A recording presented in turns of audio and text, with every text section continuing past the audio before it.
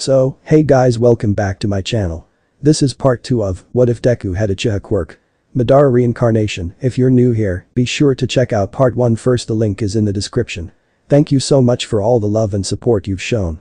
I'll keep working hard to bring you great stories. Now, let's start the story where we left off. Winter came relatively quick. My days were spent in the usual routine of getting up and going to work, then training and finally going back to sleep. One interesting event that occurred was a court case against the Hero Commission by a child's rights group for violating underage employment restrictions. Apparently, these people thought that I was being unjustly pressed into becoming All Might's heir. They would not be entirely wrong, but this path in life was my own choice, and they have no right to object to anything I do. It was a tiresome debacle in which I had to attend a court hearing and roast those ignorant fools for causing me problems. I somewhat feel bad for them. After all, they don't know that I've had over 40 years of life experience, and it's annoying to be treated like an ignorant child, even if I am biologically only 14. After it was announced that UA was considering allowing me to graduate after only a year of schooling, there was considerable backlash from both the hero community and the civilian population against letting me out of school early. In the end, I managed to arrange a televised discussion with some important representative figures of these groups. I asked one simple question. What would you do if All Might dies tomorrow? This was a reality none in this world were truly ready to accept, and this question was somewhat of a taboo. The answer was nothing. There was nothing that could be done if All Might was to die the next day. There was no pro-hero with enough strength, charisma and popularity to take All Might's place as the new symbol of peace. Endeavor was a great hero and combatant, his track record attests to that, but he was a poor leader outside of combat. He lacked All Might's natural charisma and easygoing nature, and his entire persona seemed to be built around extreme competence. Useful in the field, but less useful against the media and popular appeal. The reverse could be said about Best Jeanist, the number 4 hero. His popularity was second only to All Might, but he lacked the combative prowess and will necessary to climb any higher in the rankings. The number 3, Hawks, was a blend of qualities that made him loved by the people and extremely competent. The only problem was that his quirk was not all that powerful, and his entire attitude flew in the face of what many consider to be the proper way a hero should act. Suffice it to say that he could not work up the same appeal that All Might had.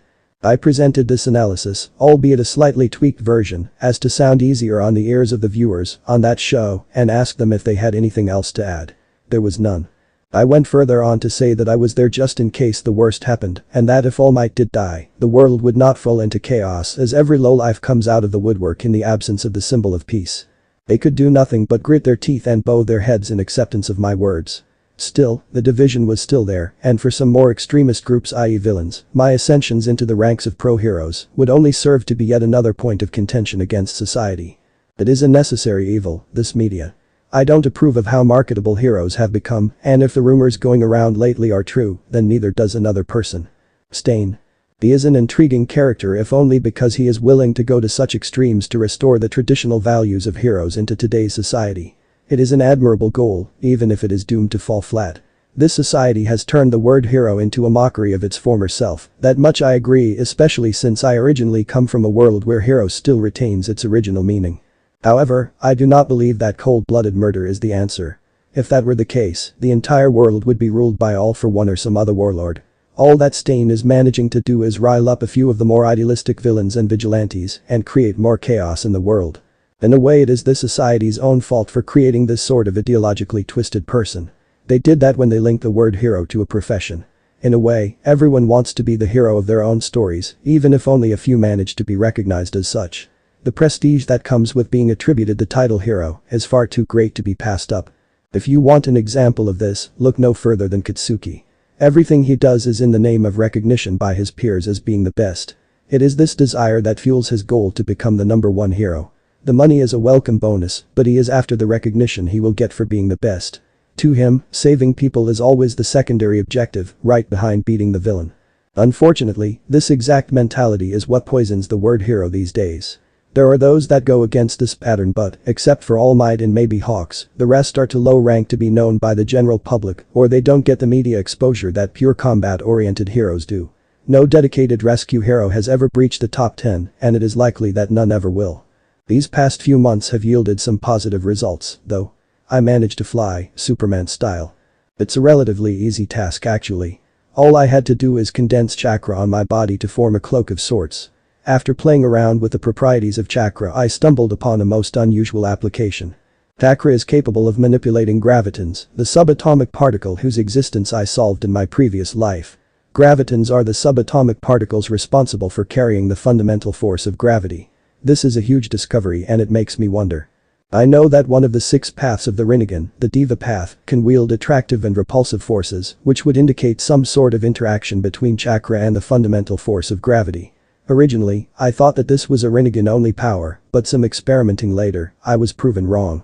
I am still unsure about the mechanism with which chakra interacts with gravitons, but I have managed to harness this phenomenon and use it to power my flight. After lowering my mass with Earth style, of course. The type and strength of gravitic propulsion I can currently generate is still too weak to lift me up of Earth's surface under normal conditions, but with Earth style, I am capable of freely manipulating my mass and thusly making such a method of propulsion viable. I am still working on some sort of telekinesis based on gravity manipulation, but so far it has proven to be unsuccessful. I suspect that the Rinnegan itself may offer a solution to this in the form of a focus for chakra-graviton interactions and a method of directing the resulting forces. What was also successful was my recreation of another iconic jutsu from Naruto, the Rasen Shuriken.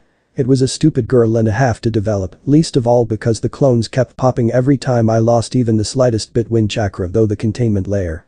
I also managed to create the Rasenova, a fire-style charged Rasengan, and I have begun my theoretical work on what I call the Singularity Rasengan. This last jutsu will be the most powerful and destructive technique in my arsenal, except for my Dojutsu and, hopefully, 6 paths powers. What a Singularity Rasengan is, at its most basic form, is my attempt to merge chakra's gravity manipulation powers with the Rasengan and thusly creating a temporary controlled singularity at a targeted point. It's basically a throwable mini black hole. A single normal-sized Singularity Rasengan could theoretically devastate an entire island and eat up a good chunk of it. It's so powerful that the Hero Commission may have to step in to ensure that I won't be throwing these things around without prior thought. It is tempting to imagine the sheer devastation an Adama Singularity Rasengan could do, but I'm not liking the idea of being considered a human-shaped WMD by the UN. There have been cases of this happening and the result is never pretty. The Hero 13 is considered as such because if he lost control of his quirk, it would literally spell doom for this planet, so his movements are strictly monitored to ensure that he would not turn against us. Thankfully the people in charge know how to keep this discreet, and so 13 doesn't know that he's being watched and has been watched ever since he was 4. I believe that this jutsu will be up there in destructive power with the Bijadama of the 9 tails. My attempts at making the Chidori have finally begun to bear some fruit, and other recent breakthroughs in material science allowed me to upgrade my armor with an extremely advanced inner layer. This inner layer is special because it contains a layer of hydrostatic gel made from a type of smart matter designed to keep me comfortable while wearing the armor for days on end. On top of that I managed to create a secondary artificial external chakra pathway system with the use of a titanium-iridium alloy that when specially treated with certain strands of biological material extracted from my tenketsu makes what can only be described as a chakra superconductor. This along with something I call a chakra converter ensured the armor's power generation necessities were met. This has been what I needed to finish my work on the Mjolnir project, thusly paying homage to my former life's nerd gods. The Mjolnir project is something that I have been working on in secret since I don't have my support license just yet, but in theory, it should help boost my already immense physical strength to even greater heights, as well as provide an almost impenetrable defense due to the quantum-locked titanium chromium carbide outer armor layers that I have designed to look like a modern take on Madara Uchiha's iconic armor, even if it is black instead of red. I have designed this suit to be used in conjunction with the lightning cloak and ensured that they should mesh well together to provide an almost unbeatable defense. The lightning cloak is still a work in progress, but I have faith that after I complete it, I should be able to utilize its principles to add another layer of protection to my armor in the form of an energy shield and then utilize this experimental shielding system as a basis for new defensive technologies for use by the general public. Another thing I'm happy about is that Izuku is getting one for all sooner than expected. It's less than 2 weeks until Christmas and I have the idea that All Might just give it to him on Christmas Eve as a present. Well, I guess I should give Izuku the keys to the Mjolnir project and let him tinker with his own set of armor while I focus of creating man-portable and usable energy weapons. What? Did you expect me to fight with only my fists and chakra? If at all possible, I'd like to not use my full powers, just so that I can show the world that even a quirkless person can make a difference, and to display what power the future of technology holds for humanity, and also to flex on all these primitive peasants that think that their biological powers give them all the edge they need. Also, I'm a paranoid SOB that likes to stack the odds in his favor as much as possible, and my abilities are destructive as shit, something that I don't think that I'll ever be able to fix. This makes the development of weapons capable of long-range stunning and fire support an utmost priority. It's unlikely I could ever power them with conventional power sources, so my chakra will have to be enough. Still, it would give me a huge advantage in any fight to have such weapons. An interesting fact to note is that most top 10 heroes don't actually use support equipment other than their suits, radios, a few non-lethal weapons, and, in the case of Endeavor, a cooling unit. My Mjolnir is made with a goal in mid to render such reliance on mere biological ability obsolete, although this thinking may also be due to the resentment I feel against the world for stifling Izuku's growth simply because of a biological fluke. While we're on the subject of quirkless people, I found something interesting.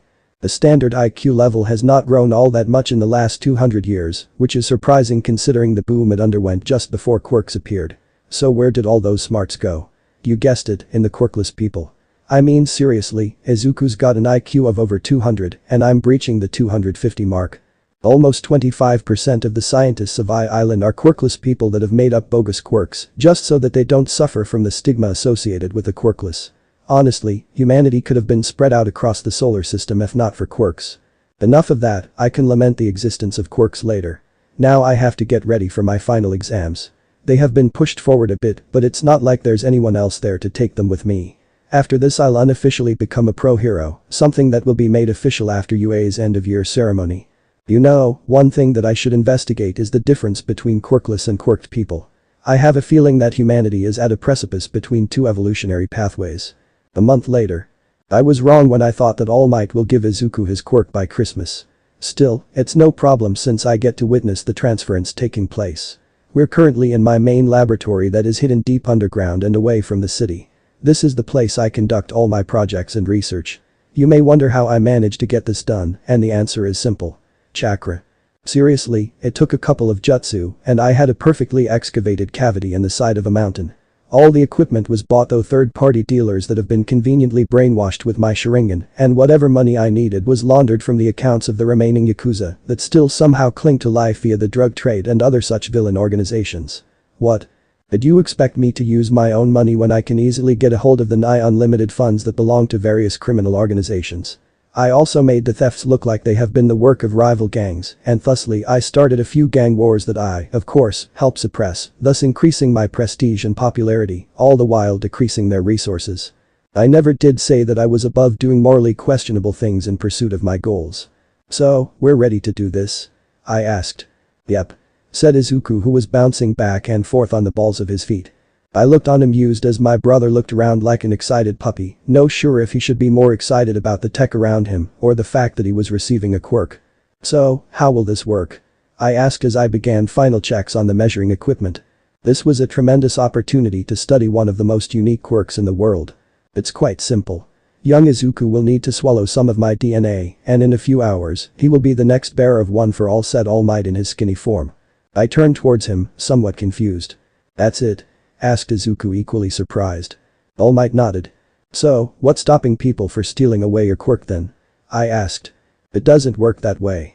The person who has it must willingly transfer the power to his chosen successor, otherwise the transfer won't work, said All Might. That makes sense. I would be quite a weakness if I had to be careful about my DNA all the time, said Izuku. Now, if we're done with the questions, All Might buffed up, eat this. He said as he shoved a strand of his hair in Izuku's face. Both Izuku and I looked at him like he was some sort of retarded monkey, and All Might must have felt the true meaning of our stares if the sweat he was beginning to show was any indication. Carefully, Izuku took the strand of hair and turned it around a bit, as if asking himself how to do this. Wouldn't this have been easier using blood? I couldn't help but ask. Izuku and All Might turned white. Madara, what's wrong with you? Asked Izuku, scandalized. What? It's an honest question, I said in an innocent voice. Izuku gave me a stare that eerily reminded me of Aizawa sensei's when I said something stupid. I didn't think my little brother was capable of this. He's spending too much time with a fake hobo. This is not one of your games, Nai-san, said Izuku seriously. I rolled my eyes. I know that, I must say that it'd be cooler if this transference happened by drinking blood rather than hair. What? Did you really expect me to do nothing all day but train and work in the lab? There's something called overdoing it, and while I may toe the line, I make it a point to never jump over it. After all, making mistakes is counterproductive. And besides, I've been a nerd all my 2 lives. Just because I happen to beat up criminals on a regular basis doesn't diminish the fact that I religiously follow the latest in gaming and that I play the sort of games that someone with no life would play. You might wonder how I have the time for all of this, and the answer to that is shadow clones. And yes, I am perfectly aware that it's an unnecessary and irresponsible use of resources. Izuku looked at the strand of hair contemplatively before shrugging and shoving it in his mouth, only to gag a few moments later. Thankfully I was nearby with a bottle of water which Izuku gladly drank. I stepped back and poured all the chakra I could in my Sharingan and really focused on Izuku. As soon as he had swallowed the hair, Izuku's 8 gates began to shine with an ever-increasing brightness. As the hour passed, that brightness seemed to spread across his entire body. With my Sharingan I could see the brighter parts that defined where the chakra pathways were in the body. Incredible, I breathed. "What is it, young Madara?" asked All Might curiously. Izuku was the same, even if he was beginning to feel a bit uncomfortable. Understandable, seeing how I've been staring a hole in him for the past hour. "One for all, you said that it's power stockpiled and passed down through generations, right?" I asked. "That's correct," said All Might. "Did you ever find out what type of power?" I asked. All Might blinked. "No, I've always assumed that it's pure physical power." I giggled. "Oh, how wrong you are, All Might. It's not physical power, it's nature energy," I said excitedly. "Nature energy? Like what you're supposed to use for Sage Mode?" asked Izuku, rightfully shocked. I nodded. "Nature energy? Sage Mode? What is this?" asked All Might, confused. I turned to him. "Nature energy is all around us. It's produced by every living being on this planet and it interacts with humans in very special ways. All the mutation quirks you see every day are a byproduct of a person unknowingly trying to become a sage, that is a being that can borrow nature energy from the world and use it to increase their physical abilities tremendously. You know, All Might, before today I always wondered just what type of power was one for all, because if it was chakra like mine, you would have felt some difference and maybe found some other applications for it," I said. "So, what does it mean, Nai-san?" asked Izuku. "It means, little brother, that you can become the only one on this world that will ever be able to hope to ever challenge me," I said with a smile. Izuku looked at me with wide eyes. "Really?" he asked in a whispered tone. "Really?" I confirmed with a nod. Izuku looked lost in thought for a moment before he looked at me with fire in his eyes and said, "I'll beat you one day." I grinned savagely, something that Izuku reciprocated. "I'm looking forward to when that day comes." Meanwhile, in the background, All Might was hiding behind a computer console, crying and asking himself, why me? Why do I have to deal with the 2 most overpowered children in the world? I'm not even their father. After a few hours, the transfer of power finished and I finally got to take an in-depth look at One for All, something that I hadn't dared do while it was in All Might due to the latter's crippled state. Izuku was currently lying on a table shirtless and connected to all sorts of sensors as I used a diagnostic jutsu on him. The jutsu was part of my attempt to recreate medical ninjutsu. The recreation was partially successful, but I'll need years to refine it to something even resembling competency by Narutoverse standards. The jutsu still required machines to interpret the results. Find anything?" asked Izuku in a tone that was equally bored and anxious. "I don't know. It seems that there is something else that was transferred with the quirk factor," I said. "Huh? What do you mean?" asked Izuku. "Well, the quirk factor latched onto your gate of opening, that's normal, but there is another thing that came with it and latched onto the gate of view. Honestly, the best I can describe it as is a condensed ball of yin chakra with something at its core," I said. Izuku looked confused, but I couldn't blame him. I was confused as well. The quirk had formed a secondary chakra nexus next to his original one that stored in it tremendous amounts of natural energy. More than it should be physically possible, in fact. A chakra nexus is like a pool where chakra gathers when not in use by an active chakra wielder. Most people don't have one because their quirk factor serves as one, but quirkless people have nexuses. I think I just found that the best way to jumpstart another person's chakra production is to simply boost this nexus from the outside, and in a way that's exactly what One for All had done. Izuku's nexus was growing, but it was horribly imbalanced. "Never minded that, you need to start meditating and small-scale chakra building exercises," I said. Izuku looked surprised. He had attempted these exercises before when we attempted to undock his chakra the natural way. "Why? I can't use chakra like you do." "Well, now you might be able to, eventually, seeing as One for All is just a big vessel full of nature energy," I said. Izuku didn't look convinced. I sighed. "Look, this is dangerous stuff we're dealing with here. Natural energy isn't meant to be used as a substitute for normal chakra. You need to balance it with your own yin-yang energies if you want to prevent damaging your body. Right now, you've barely begun production of your own chakra stores, and even attempting to use one for all will probably have severe consequences on your body. If you try to use it now you could risk ripping your chakra pathways to shreds, since they're literally not ready to use this kind of power, and thus crippling your ability to use chakra in the future.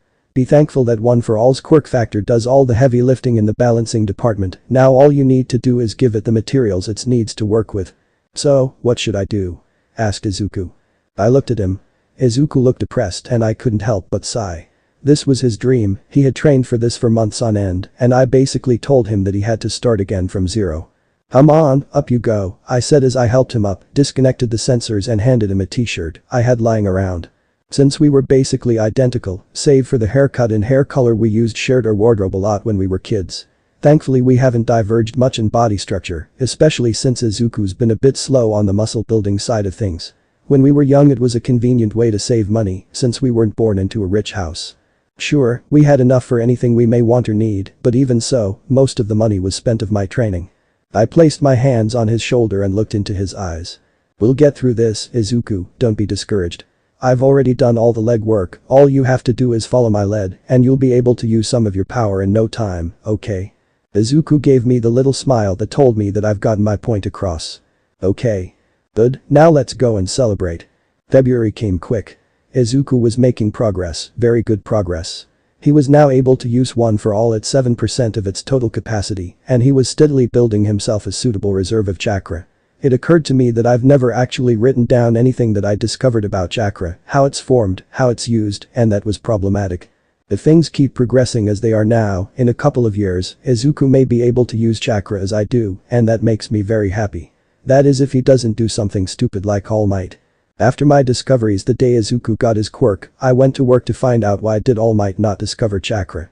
After all, you need your own body's yin-yang energies to balance out whatever you draw from One for All's power bank, since that's what it is. A big ball of power that is grown through the growth of a person's chakra reserves. This is also the reason why All Might was the first to reach such power levels out of all of One for All's inheritors. Previously, One for All would boost the quirks of its recipients by injecting nature energy, though their quirk factor, and then into their 8 gates, and only then their bodies, thusly diluting the nature energy with their own yin-yang energies and ensuring it didn't hurt them much. However, doing this meant that it didn't really get anything in return, and Opha's power bank was forced to grow on its own or with very little assistance. This is what made it easy for all the previous inheritors to wield it. That changed with All Might. Since he was quirkless, he had his own body's natural chakra nexus, and One for All latched onto that.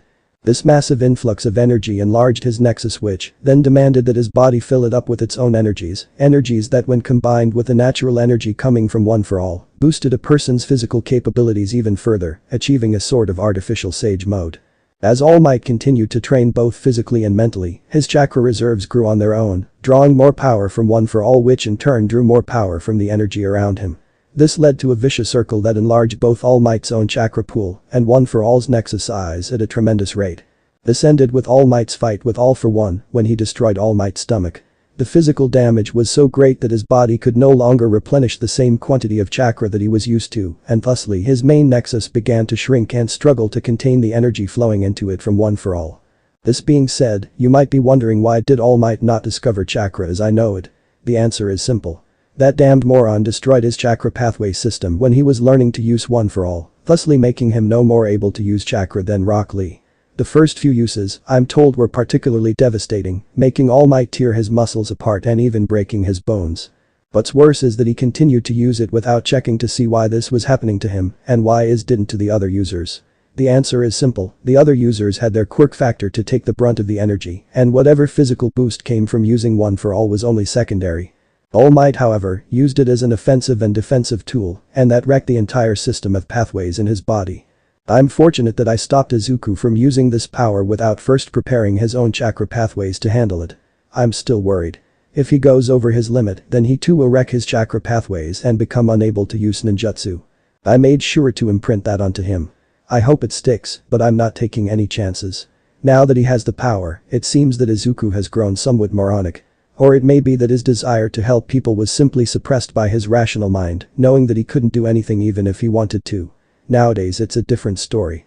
Izuku has made consistent and impressive progress in his use of chakra to boost his body's abilities, even if the deeper mysteries of chakra continue to elude him and will probably continue to do so for years to come.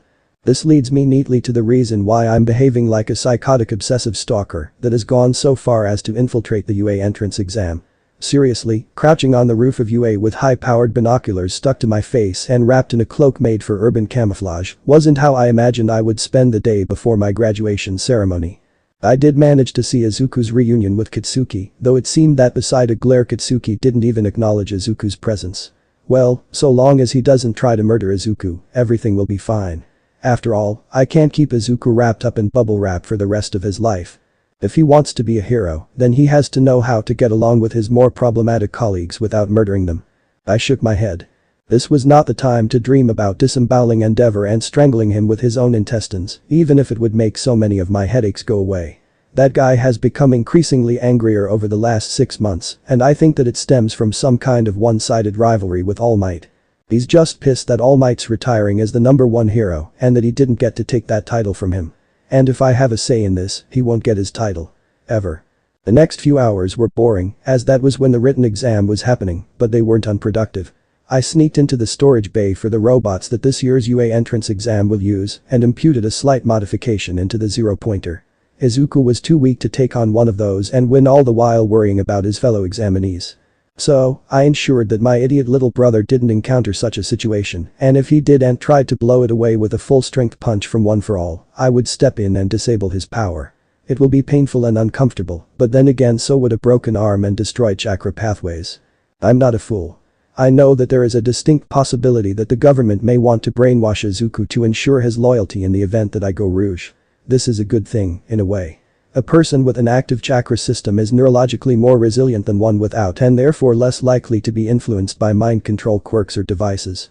Also, I know that Izuku won't turn against me unless I do something truly unspeakably horrible. I have no such intention since I do possess a moral compass. But the potential still remains that I could be the greatest threat to this nation should I turn rouge, and thusly Izuku will get the best food, the best trainers, and the rarest of opportunities to grow more and more powerful until he is a match for me. Izuku already knows what is required to beat me. I made certain of that. You may ask why I did this, and my answer is simple. If I discovered chakra, what's to stop others from discovering it as well? Or worse, what if an Otsutsuki shows up one day and I fall in battle? After all, I can't assume that the Narutoverse is all fiction now, can I?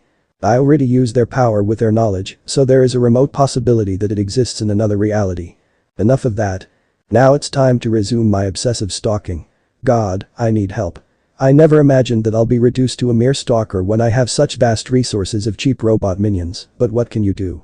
Family is family. The exam went on and it seemed that my worries were unfounded.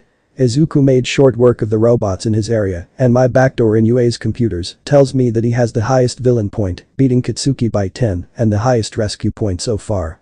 After all, you can't really trust a machine to judge what makes a good rescue and award points based on that judgment. It's also a method of screening the students to see which ones are all talk and which ones actually deserve to be a hero. I make my way stealthily through the corridors of UA when I receive a phone call from Aizawa. "Hello, sensei, how can I help you?" I said, or more like typed. Special software would translate that into speech for me. "You can get your ass to the observation room, problem child. I know that you're in the building," said Aizawa. This brought me up short. He knew. That's supposed to be impossible, no, improbable, more like it. Perhaps Nezu had some spyware embedded into my gear and computers. I'll check. I body flickered to the room in question and entered without knocking. Aizawa was unsurprised to see me so soon. I entered the darkly lit room filled. Almost every teacher from UA was here looking at the wall of screens and taking notes on what they were seeing. "So, why did you want me here?" I asked again. "We wouldn't put it past you to meddle in the exam, problem child. This is just insurance against that," said Aizawa. My face remained carefully blank as I arsed and eyebrowed him. "Do you truly think so lowly of me?" I asked with mock hurt. "Yes," he replied without hesitation. "Heh, you know me so well, sensei, but what I'm doing isn't so much cheating as it is ensuring that Izuku doesn't hurt himself," I said. This drew the attention of the other teachers. I could sense that they were curious, but they were trying to be stealthy. Not that it worked. Aizawa's face hardened. "Will it be a problem?" he asked. I shook my head. So long as he doesn't try to push himself too much in one go, he should be fine. In a couple of years, he'll have his full power at his disposal, but until then he's limited to low percentages of that power. If he overdose it, he could become crippled for life and be unable to access higher levels of power later on, I said. The other teachers don't know about OFA and would assume that Izuku got a slightly worse off version of my own power. I need them to be aware not to push Izuku too much. My little brother may be smart, but he is lacking in common sense. I turn my attention to the wall of monitors and immediately a few candidates catch my attention. A kid with engines coming out of his calves. Must be an Ida then. He seems to be doing fine, though his technique is strangely lacking. One would expect this kid to be a near master in taekwondo in order to make full use of his quirk's combative advantages.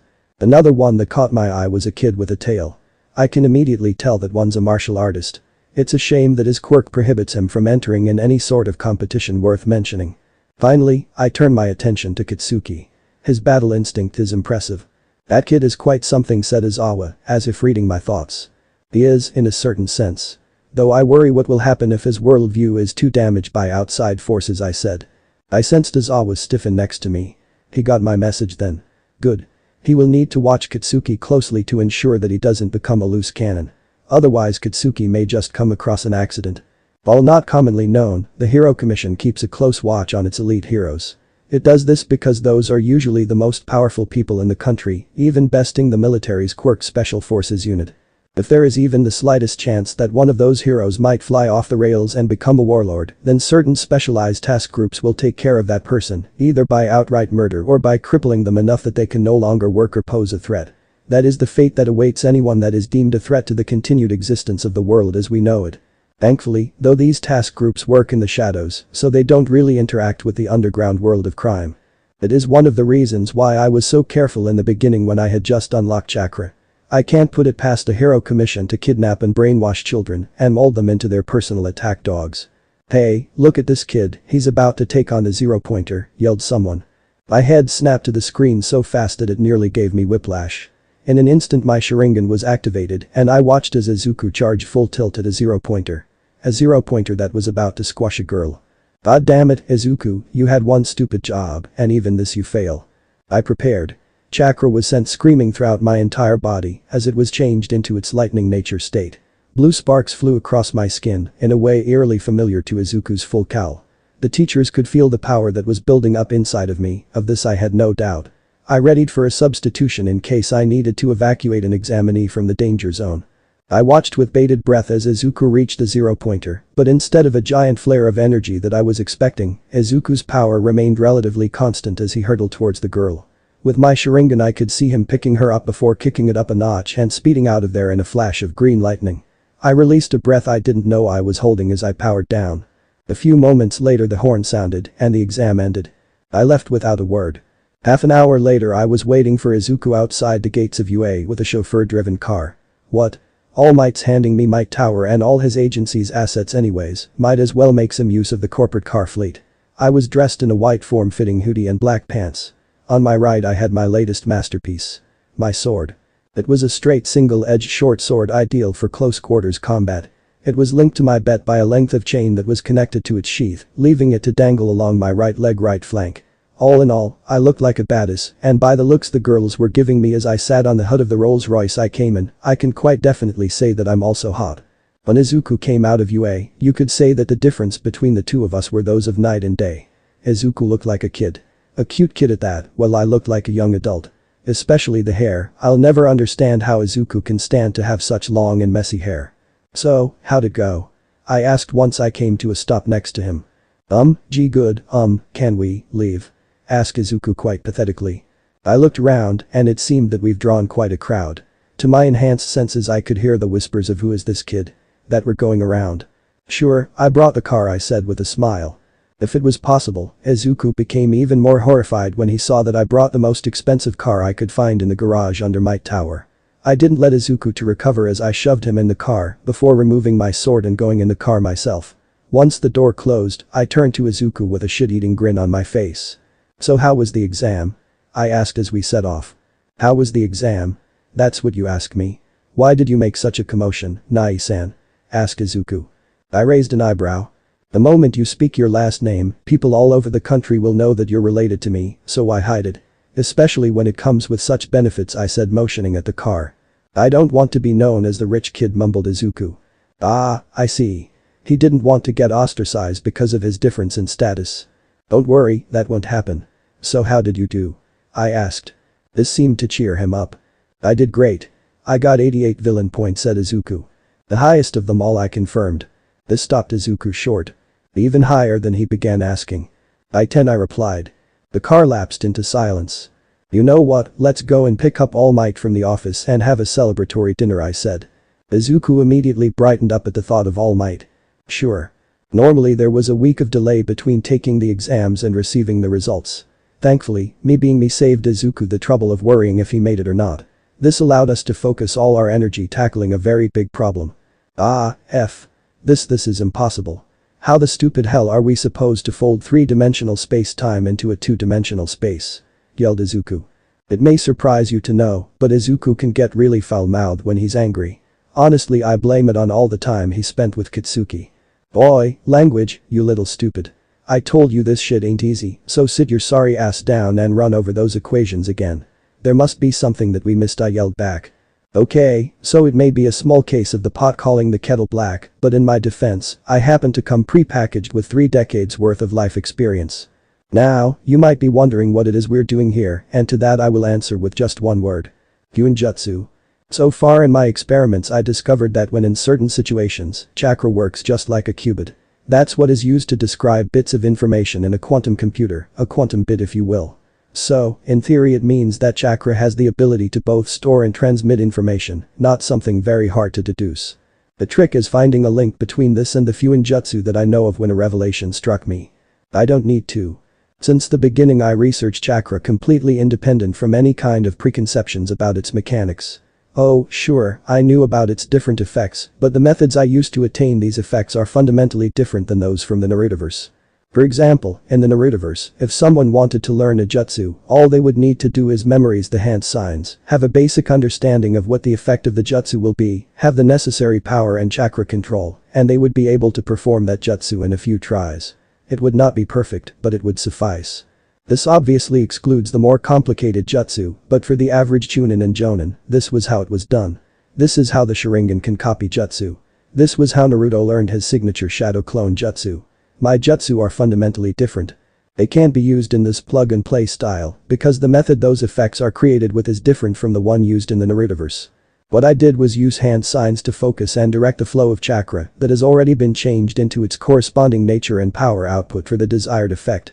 This has a side bonus of requiring relatively few hand signs compared to their Narutoverse equivalents. In a way you could say that this was the logical way to create jutsu and was in all likelihood how Hagoromo used jutsu-like abilities. Knowing this I can only respect Indra Otsutsuki even more because he didn't only manage to create jutsu for himself, but established the basics for a universal system of jutsu that remained standing for more than 1,000 years and was so good that no one ever thought of using a different system. With this in mind, jutsu should be treated much the same, so I roped Izuku into helping me. I need his in-depth understanding and expertise in quantum-based computing, something that wasn't that widespread in my world, but something that exists in almost every university in this one. After I created my photonic computers I didn't even look into quantum computing, something that is proving to be a big mistake on my part. Quantum supercomputers are extremely powerful machines, and except for the basics on how they operate, there isn't much out there that would help an independent person build one. This being said, I have access to several of those supercomputers, so it was easy enough to snatch the blueprints and the necessary research data without other people knowing about it. It was something that Izuku asked me to do when we were 12, since he was interested in how they operated after seeing me build a primitive photonic computer at home. So here we are, 2 prodigy geniuses trying to figure out how to build a miniature 2-dimensional quantum computer, hardwired to do a single specific task. The difficulty isn't in creating the circuit lines, that was rather easily achieved with a jutsu that literally burns chakra into the desired pathways, preparing them for use as jutsu markings. The trick is figuring out how to create these effects in the first place. We've already been working on this for the better part of 6 days, and in that time we managed to create several basic jutsu. A small O-level shield barrier that I will be inscribing onto our armor, along with some booster nodes. It's weak, but it could save our lives in a pinch. Several different seals that convert regular chakra into elemental chakra. Izuku managed to tweak the seals in order to draw power directly from one for all nature energy power bank and route them through the chakra pathway network in the Mjolnir armor suit, thusly bypassing the need to temper Opha's nature energy with his own chakra and thusly decreasing the strain on his body while in combat. Though this only works with seals already inscribed in his armor, such as the barrier seals. For anything else he will need to do it in a laboratory setting with specialized equipment that draws power from one for all and artificially tempers it. Besides that, I created a few directional seals to direct elemental chakra for use in laboratory tests. Hopefully with this I can break through the wall I encountered when researching more advanced elemental abilities. If he can modify them, Izuku's combat prowess will rise exponentially, even if he will most likely have to carry a stack of pre-written seals into battle. Using seals like this, I was able to deduce the ration of wind and fire release chakra necessary to produce plasma release, a more powerful variant of scorch release.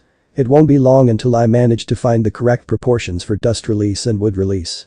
Another very important seal we invented is a restraining seal. When in use it would prevent the yin and yang energies of a person from combining in their quirk factor or chakra nexus, thusly rendering them powerless. Of course, a person with an active chakra system would just burn through it because it's not designed to handle such people. That is also a security feature to ensure that the seal can't be turned against us. All the work we've done so far is stored on paper. Izuku was adamant that we couldn't trust our computer's defense systems in protecting something as valuable as this, so in order to not take any chances with this, we would need to carry the research notes with us wherever we went. In this world of quirks, we couldn't be sure that there wasn't someone that can render even the most secure vaults useless, but there was a slight problem with keeping all our work with us. Said research notes were in several stacks a meter high, and by the way we were working, it didn't appear as if we would stop anytime soon. So that's why for the past 2 days we've been banging our heads against this problem. Now for anyone knowledgeable in Narutoverse lore, you would know that this is easily solved with the use of a storage seal. Problem is that we don't know how to make said seal. Our Fuinjutsu is based on the known laws of physics, since using it requires one to be aware of how things work in order to change them. It's a simple matter of the science not being advanced enough yet to do this. An explosion followed by screaming and a stream of curse words that would make Kitsuki blush came from the testing chamber. I sighed and went inside only to find Izuku covered in soot and attempting to punch his way through the wall that wasn't as scorched as the rest. "Boy, Izuku, calm down," I called out. I reached for a towel and handed it to him. "Thanks," mumbled Izuku. "Hey, why are you looking so down, little brother?" I asked. The answer was obvious, but I need to comfort him emotionally. Izuku never dealt well with failure. He tends to bottle everything up until it destroys him from the inside. "Sorry, it's just I thought that I had it, Nai-san. Any variant of Fuinjutsu that messes with space-time is a pain and a half to develop. It will take us much more than a couple of days to figure it out. Heck, what we've done so far could be considered miraculous by most people's standards. This being said, you know that it will go faster if we use the base's computers to run simulations," I said. "No. We can't let our research notes unsecured," said Izuku vehemently. I blinked. "What's with the paranoia, little brother?" Izuku didn't speak. He pointed his right hand at the center of the training ground and made a motion with his fingers as if he was gripping something. A moment later a green circle filled with a multitude of green lines inside appeared between his fingers. In an instant my Sharingan was active and I saw in slow motion as a stream of fire erupted from the small disc and struck the opposite wall with enough power to scorch it. I gaped at it. "That was Fuinjutsu, wasn't it?" I asked. Izuku nods. I have no words. I thought that only special Fuinjutsu like the Flying Thunder God Guiding Thunder Jutsu and the Summoning Jutsu could spread over thin air. Yeah, I discovered that when I used Sage Chakra to power the Seal Creation Jutsu it can materialize in thin air, said Izuku proudly, though I still need to use normal chakra to activate the seal and provide it with power. I am beyond words. Of course, Izuku is a sage, how could I be so foolish? Whatever you call it, merging one's own energies with nature energy and being able to use the resulting energy makes you a sage in my eyes. Of course, Izuku's not that powerful, since he barely has the chakra levels I had when I was 5, but merging that chakra with nature energy allows him to boost himself, physically at least, in a whole other league. And with this discovery in a year I can be confident that Izuku will be able to take on the likes of Endeavor and win. I smirked at him. "So should I be calling you a Fuinjutsu master yet?" I teased. Izuku sputtered, losing his former bravado and blushed. "Me Nai-san." I laughed into you an arm over his shoulder. "Now come on, I think it's time I taught you how to cling to vertical surfaces with chakra." Izuku looked at me and smiled. I grinned back and Izuku lost his smile. He tried to remove my arm from his shoulder, but I held on tight. Nai-san, can you let me go, asked Izuku nervously. Nah, we've got training to do. After all, you wouldn't want to pass out from chakra exhaustion at school, would you? I said. Izuku's cries were heard throughout the complex for the next day, and now there's a distinctly Izuku-shaped indentation in the training area's floor. Before I started work on my Fuinjutsu projects, I sent a clone on a very important mission. The day after Izuku's entrance exam was my graduation ceremony and my official induction into the ranks of pro heroes. It was a big party with a lot of fanfare around me. Of course, All Might made an appearance and congratulated me personally. I could tell that he was proud of me and what I achieved. Almost every top 10 hero was there, even Endeavor, and this time he seemed to have brought a tag along. It was a kid, about my age with heterochromatic eyes and hair. The most distinctive feature about him was the burn mark over his blue eye. This was interesting, and it appears that All Might wants to go and meet with him. I politely excused myself from making small talk with the pro hero Ingenium and make my way to All Might. Even if I was a bit smaller in height than the adults, I was in no way less imposing, even when I stood next to All Might. Since every hero was in his costume, that meant that I was currently wearing the Mjolnir MK. Armor I created in secret over the last few months. Compared to all the other heroes, I looked dressed for a war. Endeavor. Thanks for coming, it's been such a long time since we last talked, said All Might jovially. All Might. This is my son, Shoto replied Endeavor curtly. Endeavor Pro, I see that you've arrived. I must say, I wasn't expecting you to come. And who is this? I said, making my presence known. I gave the kid named Shoto a cursory glance. Shoto bowed respectfully in greeting after a glare from his father. Rikido Pro, I am Shoto Todoroki, said the kid. My Sharingan flashed as I observed him in depth. Oddly enough, he seemed to be favoring his left leg. This spoke of an injury. Probably a training-related accident, after all. The same has happened to Izuku and I a few times. Ah, you've raised quite a son, Endeavor. I heard that he has taken the recommended exam for UA, said All Might. Shoto is my greatest creation, All Might. Though I see that yours isn't lacking either, bit back Endeavor with a blank look on his face. Creation. Is this how he speaks about his son? I observed Shoto again. He seemed to be looking at his father with ill-disguised contempt. This I must look into. It's quite possible that something sinister is going on in the Todoroki family. Is that so? I asked with a carefully blank face. Well then, I'm looking forward to this year's sport festival. After all, it would be quite embarrassing if he would recreate your loss at my hands, Endeavor. What was it? Ah, yes, I remember a single fire attack from me that melted half the training arena and knocked you unconscious, I said nonchalantly. It was a most blatant act of provocation, but I had my reasons. Shoto's eyes widened at what I said, and I could sense his anger at my words combined with astonishment. Meanwhile, Endeavor fumed at the reminder of his defeat. He took a step forward and opened his mouth to say something, but immediately stopped when my eyes flashed red and the fabled Sharingan was activated. Endeavor was forced to look away. Among the pro-hero circles, I disseminated some information about my eyes. Now it's common knowledge that to look directly into my eyes is tantamount suicide, even among villains. Of course, since most villains rely on their quirk so much, they can't really fight all that well, and when you add to that the necessity of not looking into my eyes when combating me, their chances drop to an almost zero level of success against me. After all, I'm not arrogant enough to say that I'm unbeatable, just very hard to beat.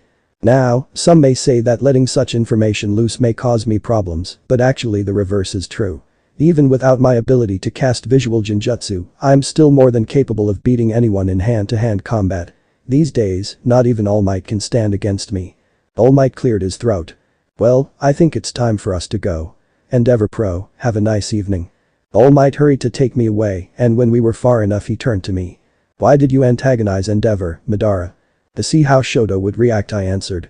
This surprised All Might, whose expression darkened after that. Do you think something's going on in his family? He asked. It seemed that All Might wasn't a muscle-bound idiot after all. I don't know. I'll ask Izuku after he gets to know Shoto a bit better. But if that does happen to be the truth, my eyes flashed red once again. Well, let's just say that it won't be pretty. To most people, Kigo Takami was known as the number 3 pro hero Hawks. He was the carefree winged hero that was too fast for anyone bar All Might to catch when it came to hero work.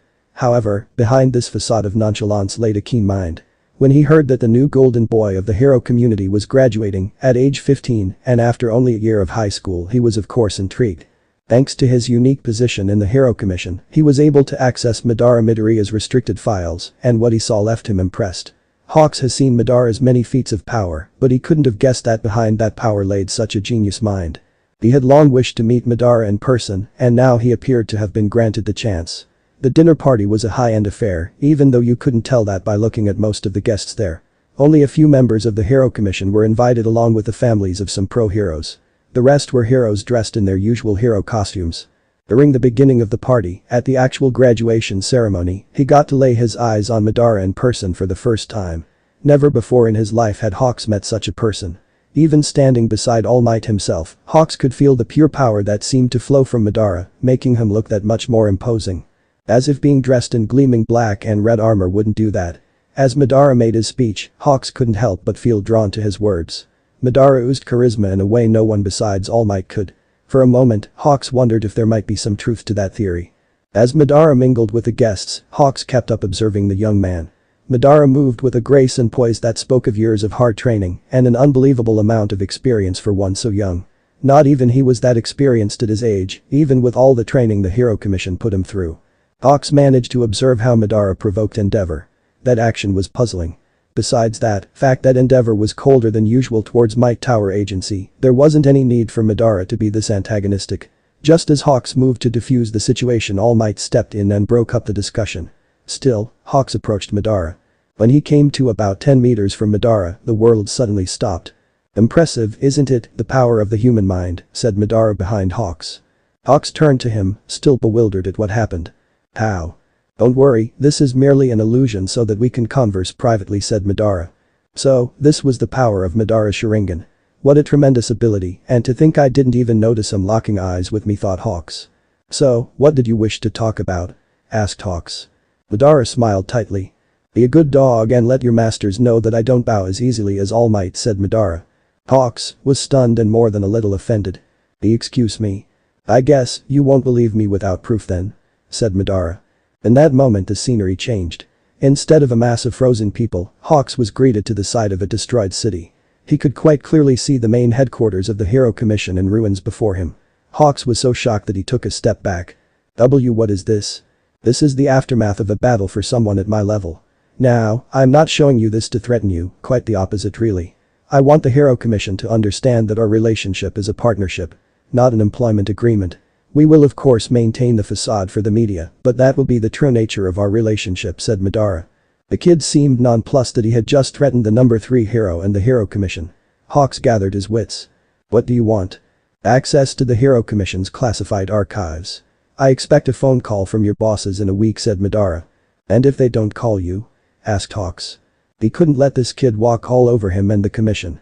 Madara smiled grimly and looked at him with those blood-red Sharingan of his. "Well, then I suppose that a change of management will be needed." Suddenly the world snapped back to normal and Madara was nowhere to be seen. In a hidden laboratory under Jakku Hospital a secret meeting was taking place.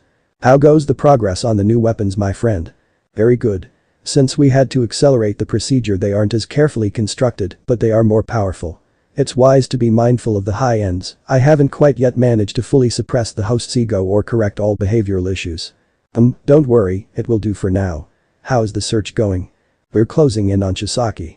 I can't wait to get my hands on his quirk. It's such a shame that a quirk such as that was born in such an ungrateful body." "Yes, a shame indeed. Fortunately, it won't be long before we remedy that injustice and I will get restored to my previous state." "Isn't that dangerous? What if the plan fails?" "The plan has changed. I will need a great deal of strength to deal with All Might's brat and steal his quirk. In the unlikely event that I fail, well, you know what to do." "Of course, my lord." Life had been very strange for Katsuki over the past year. First, Deku left school and allegedly took an exam to graduate from middle school into high school. Odd thing was that his mother wouldn't tell him where Deku was, so Katsuki assumed that he was shipped off to Nerd Island to slave away at a support company or whatever. Of course, there was his brother, Madara. There wasn't a single day where Katsuki could walk out of the house without learning about the latest adventure of All Might's heir. That title pissed him off badly, but it didn't really matter. He would climb up to the number 1 spot even if he had to do it over Madara's defeated form instead of All Might's. The months passed quickly and eventually the UA entrance exam came for his generation. Katsuki was pissed that Madara managed to graduate from UA in a single year, but he just decided to set it as his standard to beat. What he didn't expect was meeting Deku on the way to UA.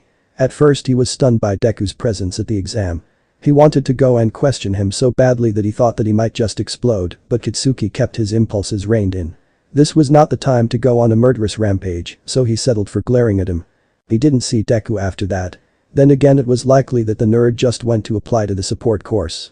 After all, the support course of UA was a prestigious one, and as much as he hated to say it, Deku had a good head on his shoulder for research. A week later the results came and Katsuki's world came crashing down upon him. He wasn't the first, he was second. Right after Deku, who beat him by 10 villain points and close to 60 rescue points. When school started, he got to see Deku again. The nerd walked confidently in the classroom, his classroom, and was instantly assaulted by the stuck-up private school kid and a round-faced girl. Deku hadn't changed much, behavior-wise at least. He was still the same shy nerd he'd always been. Katsuki was tempted to have a little explosive talk with Deku, but he yet again reined himself in. Despite his hooligan-like appearance, Katsuki cared deeply about his school record. It wouldn't do to be reprimanded for starting a fight before the year even started. It didn't matter what pebbles here in his class, after all he's the strongest of them all. That view would change once their homeroom teacher, a homeless-looking guy called Aizawa, took them out for the so-called quirk apprehension test. Katsuki thought that it was finally his time to shine, after all none of these other extras had a quirk to match his own, surely. He was wrong, so very wrong. First there was that ice-hot kid that beat him. Then there was that girl that can make shit out of nothing that also beat him. But worst of all was Deku. He beat everyone. This wasn't supposed to happen. Deku was quirkless, powerless. Sure, he may have some skill with martial arts, and he's a genius nerd, but that doesn't mean that he can simply bypass his lack of a quirk. What's more is that Deku was showing off feats that couldn't have been achieved without a quirk. Somehow he was super fast and super strong, though he did give off that strange green lightning effect when he used his powers. Katsuki dearly wished to go up to that nerd and get his answers from the source, but as he willed his body forward, something stopped him. It was something terrifying, the kind of terror that would root you on the spot. Katsuki could envision those bright red eyes with little dots swirling inside the pupil looking down at him. He wanted to be angry, to rage and fight against this terror, but his body wouldn't listen. It seemed that even after 10 years, he could not go against the warning Madara gave him on that fateful day. Aizawa looked at his class. He'd just finished with his test, and it seemed that this year's lot was full of potential. It was now up to him to guide that potential. He could see his class's reaction to the quirk apprehension test, and while most were falling into the norm, there were two that did not. This, however, was not unexpected, after all he would be worried if they did fall within the norm. Bakugo Katsuki and Todoroki Shoto, one the second highest scorer in the entrance exam, the other a recommended student and son of Endeavor. Both had met Madara Midoriya, and both had seen the measure of his power. It was only natural that they be curious about Madara's brother that was rumored to have the same power as him, even if it wasn't true. Still, even with a mere fraction of his full potential power, Izuku Midoriya proved himself a worthy opponent. Aizawa freely admits that the tests were skewed towards those who possessed physical enhancement quirks, but a keen mind could overcome these tests, even with a non-augmentative quirk. After all, the purpose of this test was to weed out those that were physically inept or mentally incompetent. The following day, Aizawa watched All Might's first official class. As you would expect, all the students were hyped up for some action with their favorite hero. Normally it would seem moronic to throw the students into a simulated situation, such as the one All Might had planned, but Aizawa was there to step in case anything bad happened. He would have preferred if Madara was there as well, to supervise the blonde fool. After all, he was the only one that could literally beat some sense into him. The battles weren't anything special, with the possible exception of Todoroki's feat of freezing the building the enemy team was in. It was a bold decision, and Aizawa would have given it a full score if it was a 1 versus 1 or a 1 versus multiple type of engagement. In the current situation, Todoroki's decision was foolish. If the enemy team had a quirk that could work as a suitable counter to Todoroki's eyes, the kid would be in big trouble, and because he turned the building into a glacier, he rendered his own teammate useless. Another battle that drew Aizawa's attention was little Midoriya's fight with Bakugo. The explosive kid was out for blood, that was obvious. It was somewhat surprising that Midoriya did not give in to Bakugo's overcompetitive nature. From what Madara had told him, Bakugo was still living a childish dream, one that all children have but are broken out of by the time they reach middle school. In Bakugo's case, the school only fed this false image, and although Madara had a hand in staying Bakugo's more violent actions, he was still a kid at the time, and no matter how smart, a kid is still a kid. It would seem that yesterday's test had shaken Bakugo's worldview, not terribly, but enough that the cumulative effect it had with other events of the last few years have pushed Bakugo to the edge. As Aizawa watched as Midoriya took down Bakugo in 2 seconds flat and knocked him out, he couldn't help but sigh. It would seem that he had to deal with Bakugo's temper sooner rather than later. Preferably before he murdered someone. Todoroki Shoto was an observant guy. He had been trained since childhood to be as perfect a hero as possible by his father Endeavor. He couldn't help but feel that all the pain and suffering he and his family had endured was for nothing as he watched the scene playing on the screen in the battle center. Izuku Midoriya truly was Rikido's brother. When he first laid eyes on him in that classroom he couldn't help but think that he had been deceived. They looked almost exactly the same, save for the hair of course, but in almost every other respect they were vastly different.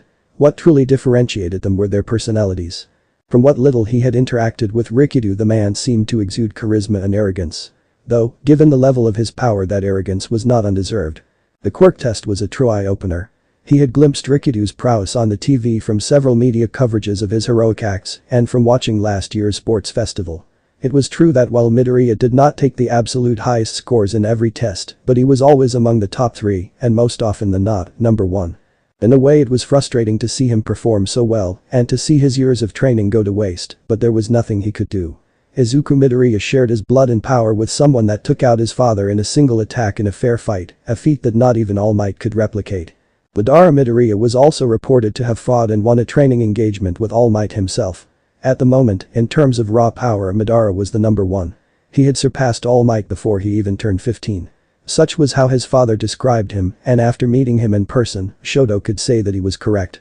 When he first realized who Izuku Midoriya was, Shoto was eager to see his performances. After all, Madara had an unacknowledged bet with his father that he would lose to his little brother. It was thus that Shoto decided to observe the younger Midoriya. Izuku was different from his brother.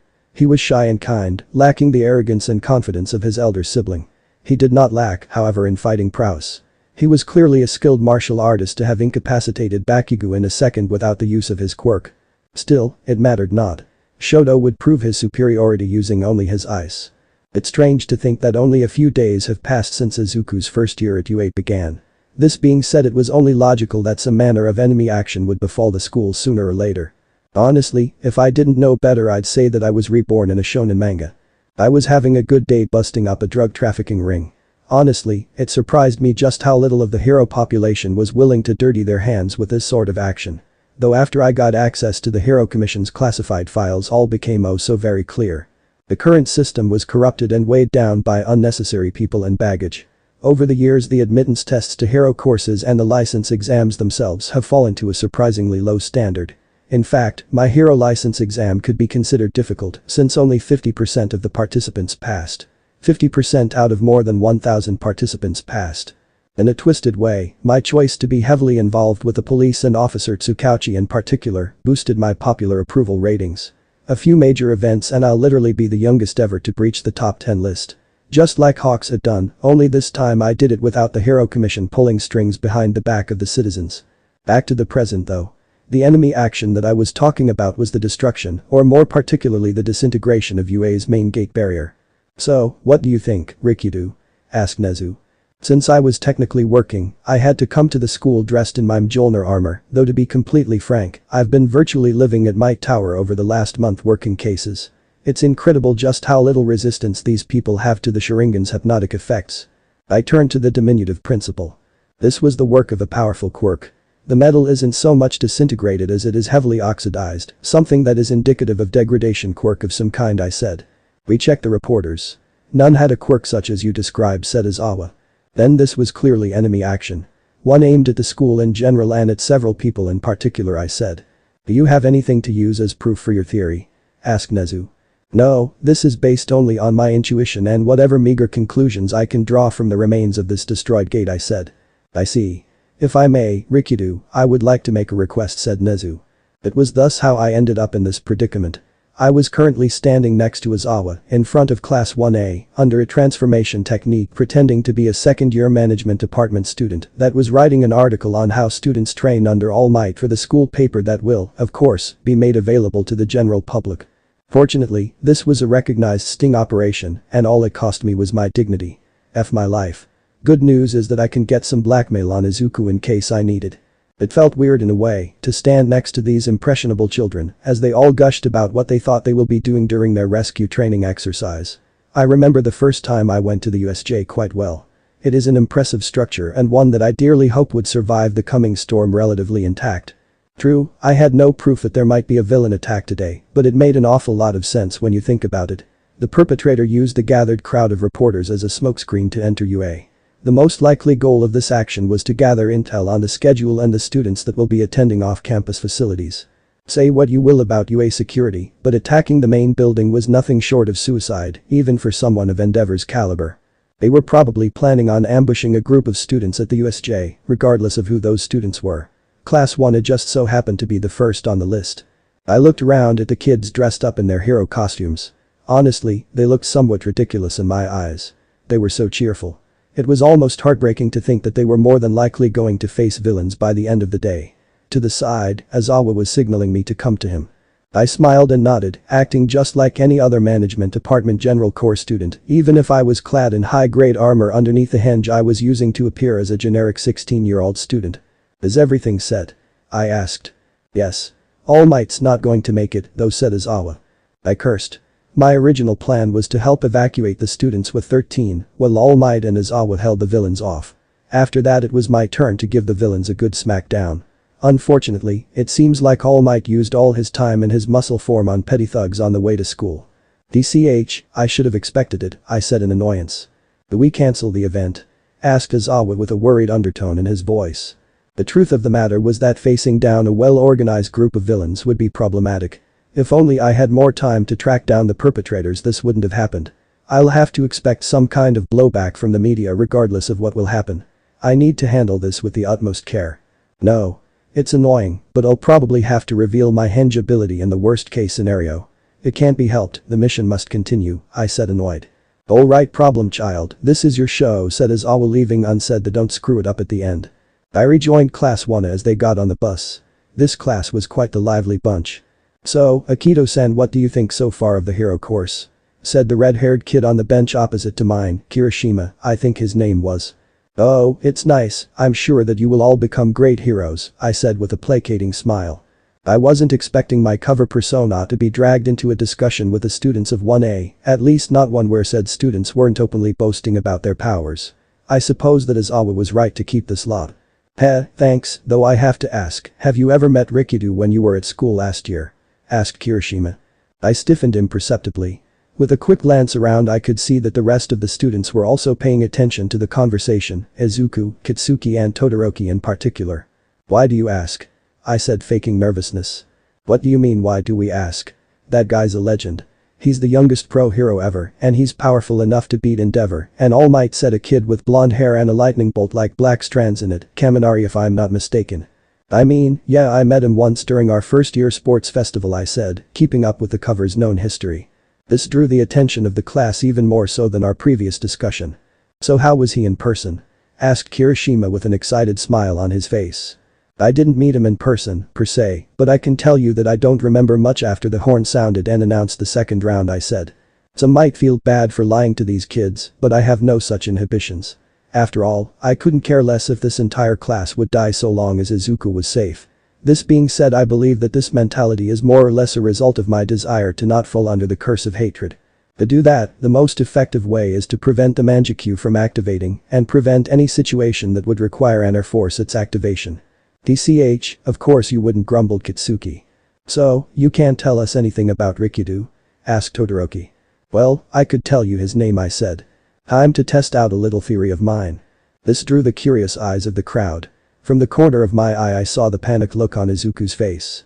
I could also see Aizawa giving me a really look, so much so that I struggled to not grin back. So, say it, said Kaminari. I could tell that everyone on the bus was thinking the same thing, minus, of course, those already in the know. I paused dramatically. His name is Madara, I said. There was silence in the bus as almost every pair of eyes turned to look at Izuku. I could tell that Izuku was panicking on the inside. Well, panicking more than what was showing on the outside. Okay, that's enough of that. We're here, said Aizawa. That man, ruining my fun like this, and by the look on his face he knew exactly what he was doing. I moved away from the main body of the class and pretended to go to the observation room to the side of the USJ. From there it would be a simple matter to monitor the events in the dome. Class 1 moved inside the large domed structure that was the USJ. Even so, they were only half paying attention to what 13 was telling them. The other half of their mind was occupied with the revelation that one of their classmates was the brother of the most powerful hero student ever. There was not a single person in the country that didn't know about the famed Rikido. The kid who entered UA at 14 and graduated at 15, all the while taking a place at All Might's side as his heir presumptive. After the regular spiel from 13 about the dangers of their powers, they were led inside. Aizawa was standing next to one of the pillars near the entrance on guard for any suspicious activity. He knew that Madara was doing the same from the observation room, but it never hurt to have more eyes on the job. Just then the lights flickered and the fountain began to misfire. Aizawa was instantly on high alert. A pool of darkness seemingly appeared in front of the fountain and expanded. People began to exit the darkness. "Everyone back. Those are villains," said Aizawa as he prepared himself for battle. The student seemed frightened by his statement. "How were they able to get here?" asked Kirishima somewhat rhetorically. "Sensei, what about the trespassing sensors, why aren't they activating?" asked Yaorazu. "They must have some kind of quirk that's blocking them from activating," said 13. "Or they have a skilled hacker on their side," commented Izuku. The other students turned to look at him in surprise, and Izuku blushed at the attention. "Haminari, see if you can reach anyone outside," ordered Aizawa. "No sensei, I can't reach anyone," said Kaminari. "That settles it. This is the work of a quirk. 13 Take the students away and keep them safe," ordered Aizawa as he prepared himself for battle. "Wait. Sensei, you can't seriously think that you can win against all of them. You'll die of exhaustion," said Izuku. Aizawa didn't refute that. Izuku Midoriya knew his fighting style and his body's limitation, and he was correct. In a straight fight against that many opponents, he would lose by exhausting himself against the villains. "Don't worry Midoriya, this is just a delaying action. The main event is yet to come," said Aizawa. As if in response to his words, a devastating boom was heard from the outside and the ground shook. "Is that All Might?" asked Kirishima. Most students tended to agree with their classmate's semi-rhetorical question, but a few knew better. Another boom and the doors were blasted inwards by the body of a monstrous villain with pitch-black skin and a bird-like grinning face. The villain flipped and landed on his feet at the base of the stairs. As soon as he came to a stop, a blue streak shot forth from the dust that appeared in the wake of the villain's encounter with the doors and rewarded said villain with a sword through his mouth and head. So great was the force the sword was thrown with that the villain found himself nailed to the ground with the sword sticking upwards from his mouth like some sort of perverted mockery of Excalibur's legend. "What manner of mongrel dares attack this school?" came a voice from the now settling dust. The students turned their eyes to look at the new arrival, and what they saw rooted them to the ground. Coming out of the smoke, dressed in pristine black and red armor, was by all intents and purposes an Izuku Midoriya look-alike. However, in their hearts the students knew that was false. This was not their shy green-haired classmate. If you ignored the superficial, the differences were clear. Shorter hair and narrowed glowing green eyes that were looking at the villains before them with contempt. The figure before them was an impressive sight to behold as he walked forward, weathered in blue lightning and outputting enough pressure to be felt across the entirety of the USJ. Rikidu had arrived. I had barely arrived in the control room when the monitors flickered off and the power cut out to the cameras inside the USJ. I had hoped to see at least a bit of the students' capabilities, and in all honesty the villains should have done the same. This means that the leader of the villains was impatient or a risk-taker. Which one it was is still to be determined. I dropped the hinge and flooded my body with lightning nature chakra. I did not activate my now completed lightning style lightning chakra armor because, like it or not, it's a power hog and I most often than not have other means of dealing with my enemies. This being said, it's not like my base speed is anything to be ashamed of, it's just not at the ludicrous level of the speed I have when using the lightning chakra armor. I ran to the entrance and just as I reached it, my instinct screamed at me to dodge. I dodged barely, and the punch that was meant to take me out buried itself into the ground with a resounding boom. I backflipped away from the being who attacked me.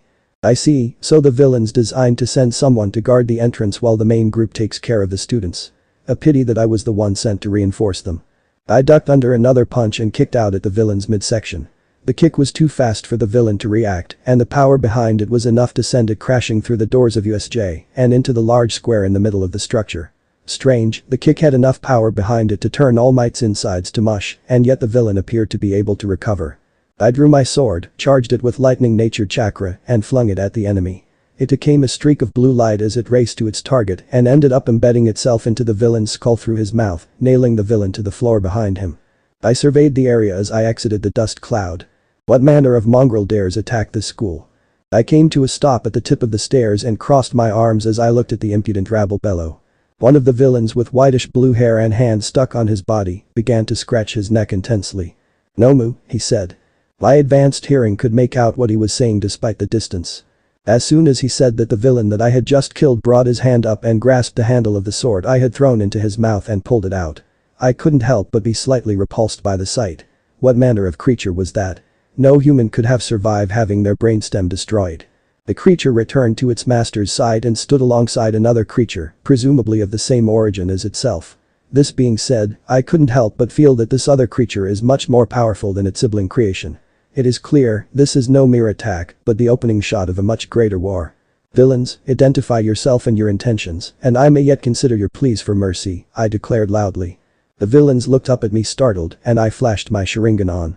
At the sight of these eyes most of the villains began to take a step back and avert their eyes, having heard of my hypnotic powers. Suddenly before me a black abyss appeared in the shape of a drain, and out of this abyss, 2 glowing yellow eyes appeared. We are the League of Villains. Our mission here is to ensure that this location is All Might's grave. I have to say, I didn't think that the famed Rikido himself would come to the children's rescue. It seems that All Might has failed in his task as the symbol of peace, said the owner of the eyes in the darkness. I raised an eyebrow. Is this it? No idealistic speech about what's wrong with society and other such acts of theater. Well then, this is interesting. Interesting, your group is clearly a new one, or I would have heard of a quirk like yours being used for villainous acts. The question remains, will you come quietly, or must I use force to make you? I said. The eyes narrowed and as he began to speak again I made my move. In an instant I was in front of him and my Sharingan bore into his yellow eyes. I am possible. Sharingan. Genjutsu. Kurogiri. Yelled the hands guy. His body instantly formed and I grabbed the villain by his now exposed metallic collar. How? He asked as he tried futilely to rid himself of the bonds of the Genjutsu I had him placed under. Wouldn't you like to know? Now I'll be taking all the info that's in that little head of yours.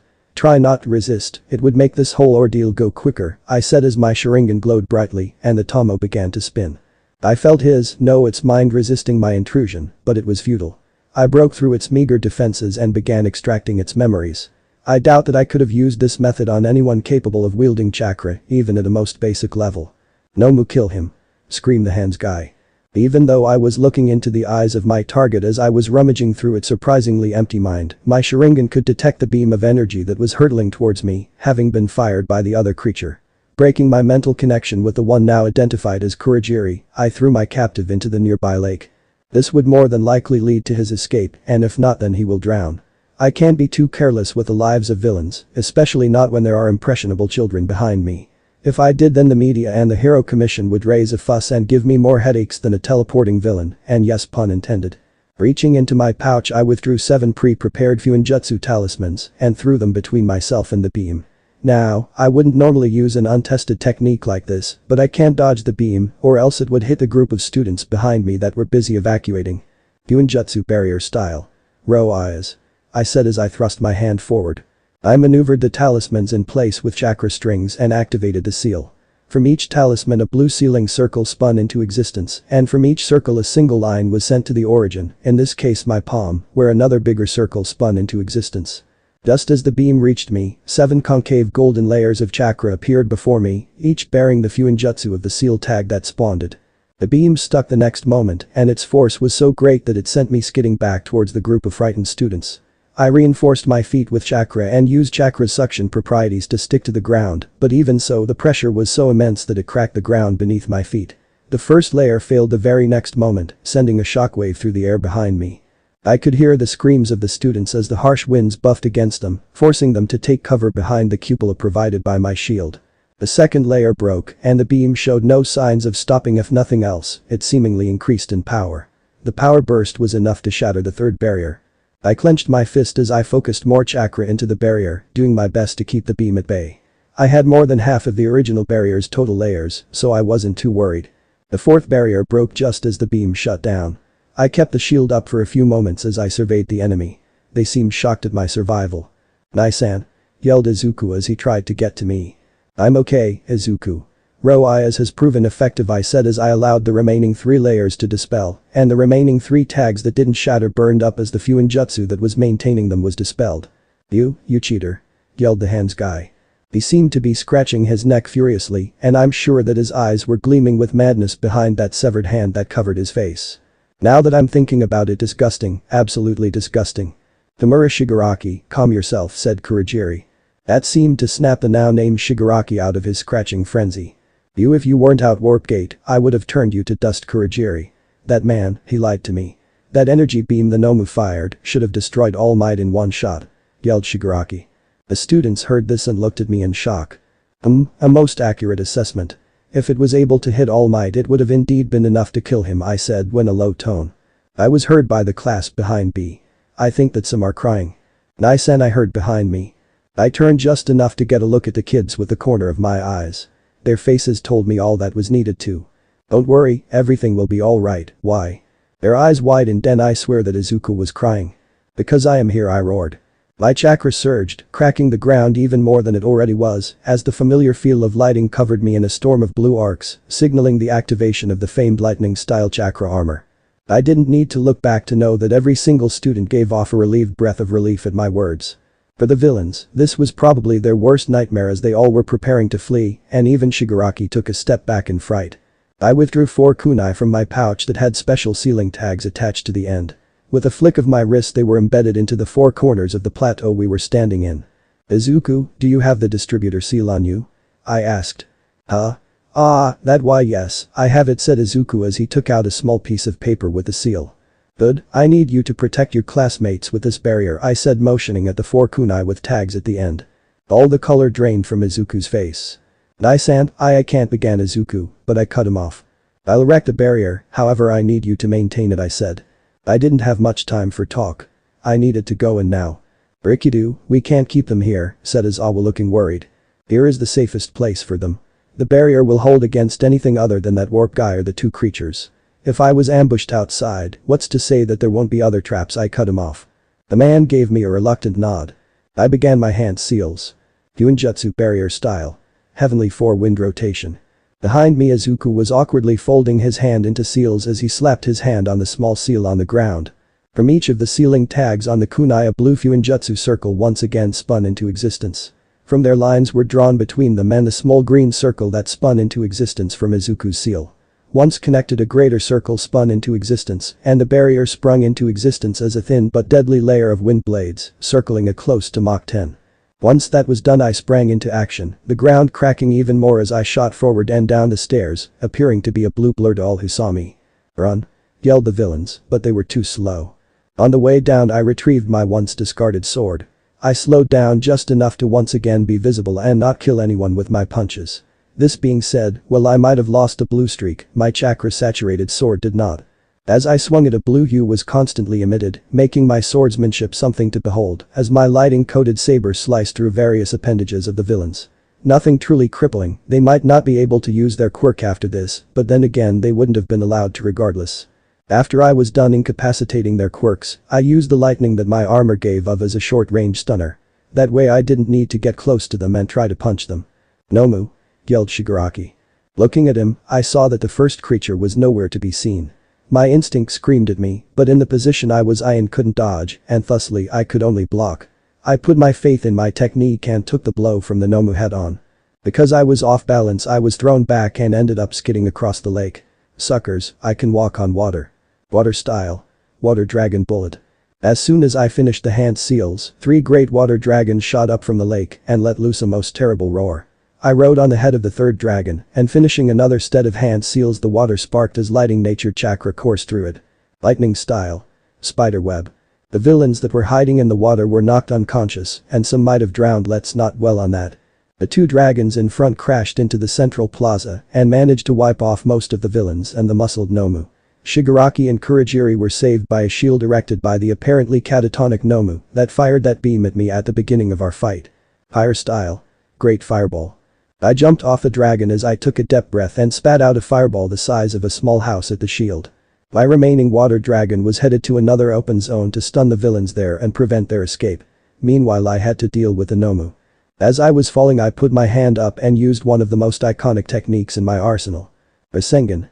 I roared as a giant spinning ball of blue chakra roared into existence in my palm. The Rasengan was easily bigger than me, but I did not care as I brought it down on the head of the poor Nomu. Burst. I roared. The ball ballooned and shot out of my hand with tremendous force, carving a trench though the ground of the USJ and then carving in half the fake mountain of the mudslide zone before finally punching through the dome of the USJ and turning upwards, leaving 2 trails of blue light swirling together in a helix before finally detonating high in the sky with a spectacular explosion. I landed near the base of the stairs and turned to face the remaining enemies. They weren't looking good. Shigaraki was severely burned and Kurogiri appeared to have lost quite a bit of his mist. The Nomu on the other hand was still alive and kicking and apparently healing. Good thing that I took out the other one with that much overkill. After all, it's impossible to heal from being atomized. No, no, no, no, no, no, no. I refuse to accept game over. You cheater. The final boss was supposed to appear at the end, not at the beginning, yelled Shigaraki. We must withdraw Shigaraki tomorrow. We cannot defeat him and the Nomu can't even match him. We have lost, said Kurogiri. Perhaps, but we can make sure that he doesn't win, said Shigaraki, now unexpectedly calm. I could see a maniacal grin forming behind his face, hand that put me instantly on guard. You aren't doing any of that, came Aizawa's voice.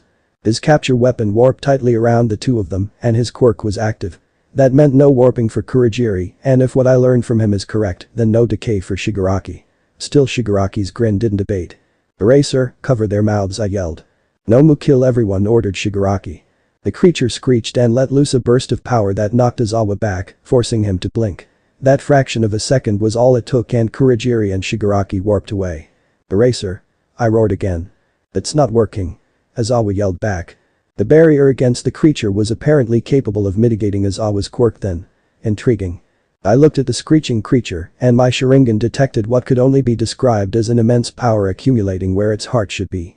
My eyes widened in understanding as the creature let loose a shockwave-like barrier. I dashed to Aizawa and used my body to shield him, allowing my lightning chakra armor and actual armor take the blow. Still, it was powerful enough to disrupt my armor's circuits and shut down my shield.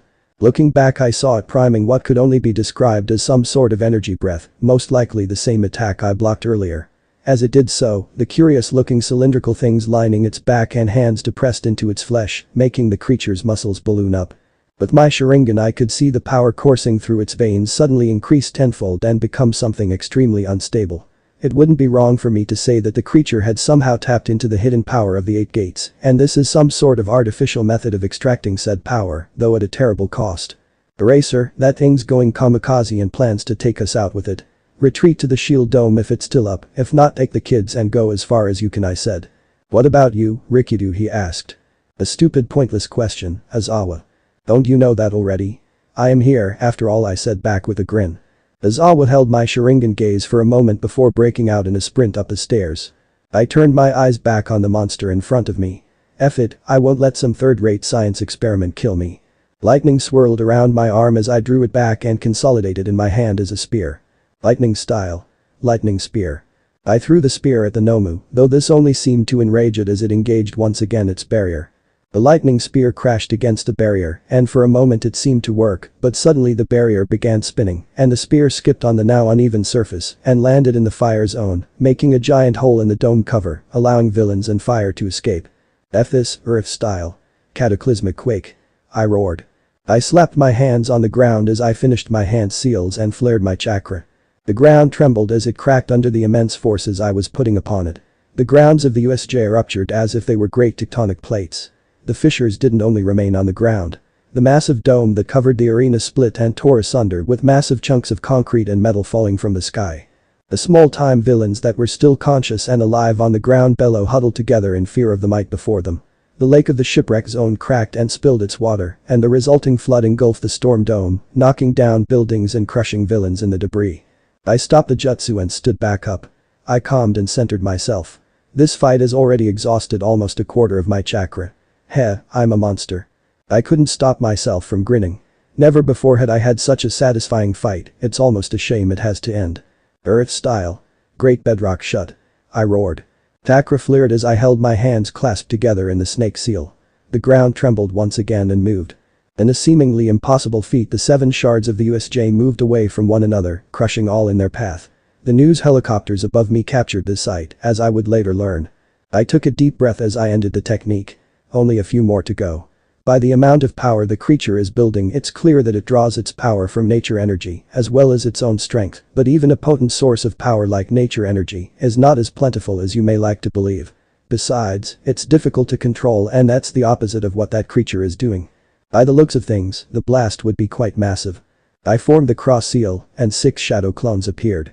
They each flickered to one of the remaining 6 shards of what was once the USJ. I can't let these villains die like this, even if it would be infinitely easier to protect just this one shard. I formed another set of seals along with my clones. Earth style. Earth barrier, we called out at once. Alongside the rim of each of our shards, great walls of stone rose from the ground to stand against whatever force their maker intended, but I knew this would not be enough to weather this storm. That was why my clones and I stood outside the walls. Each of us withdrew 7 sealing talismans from our pouches.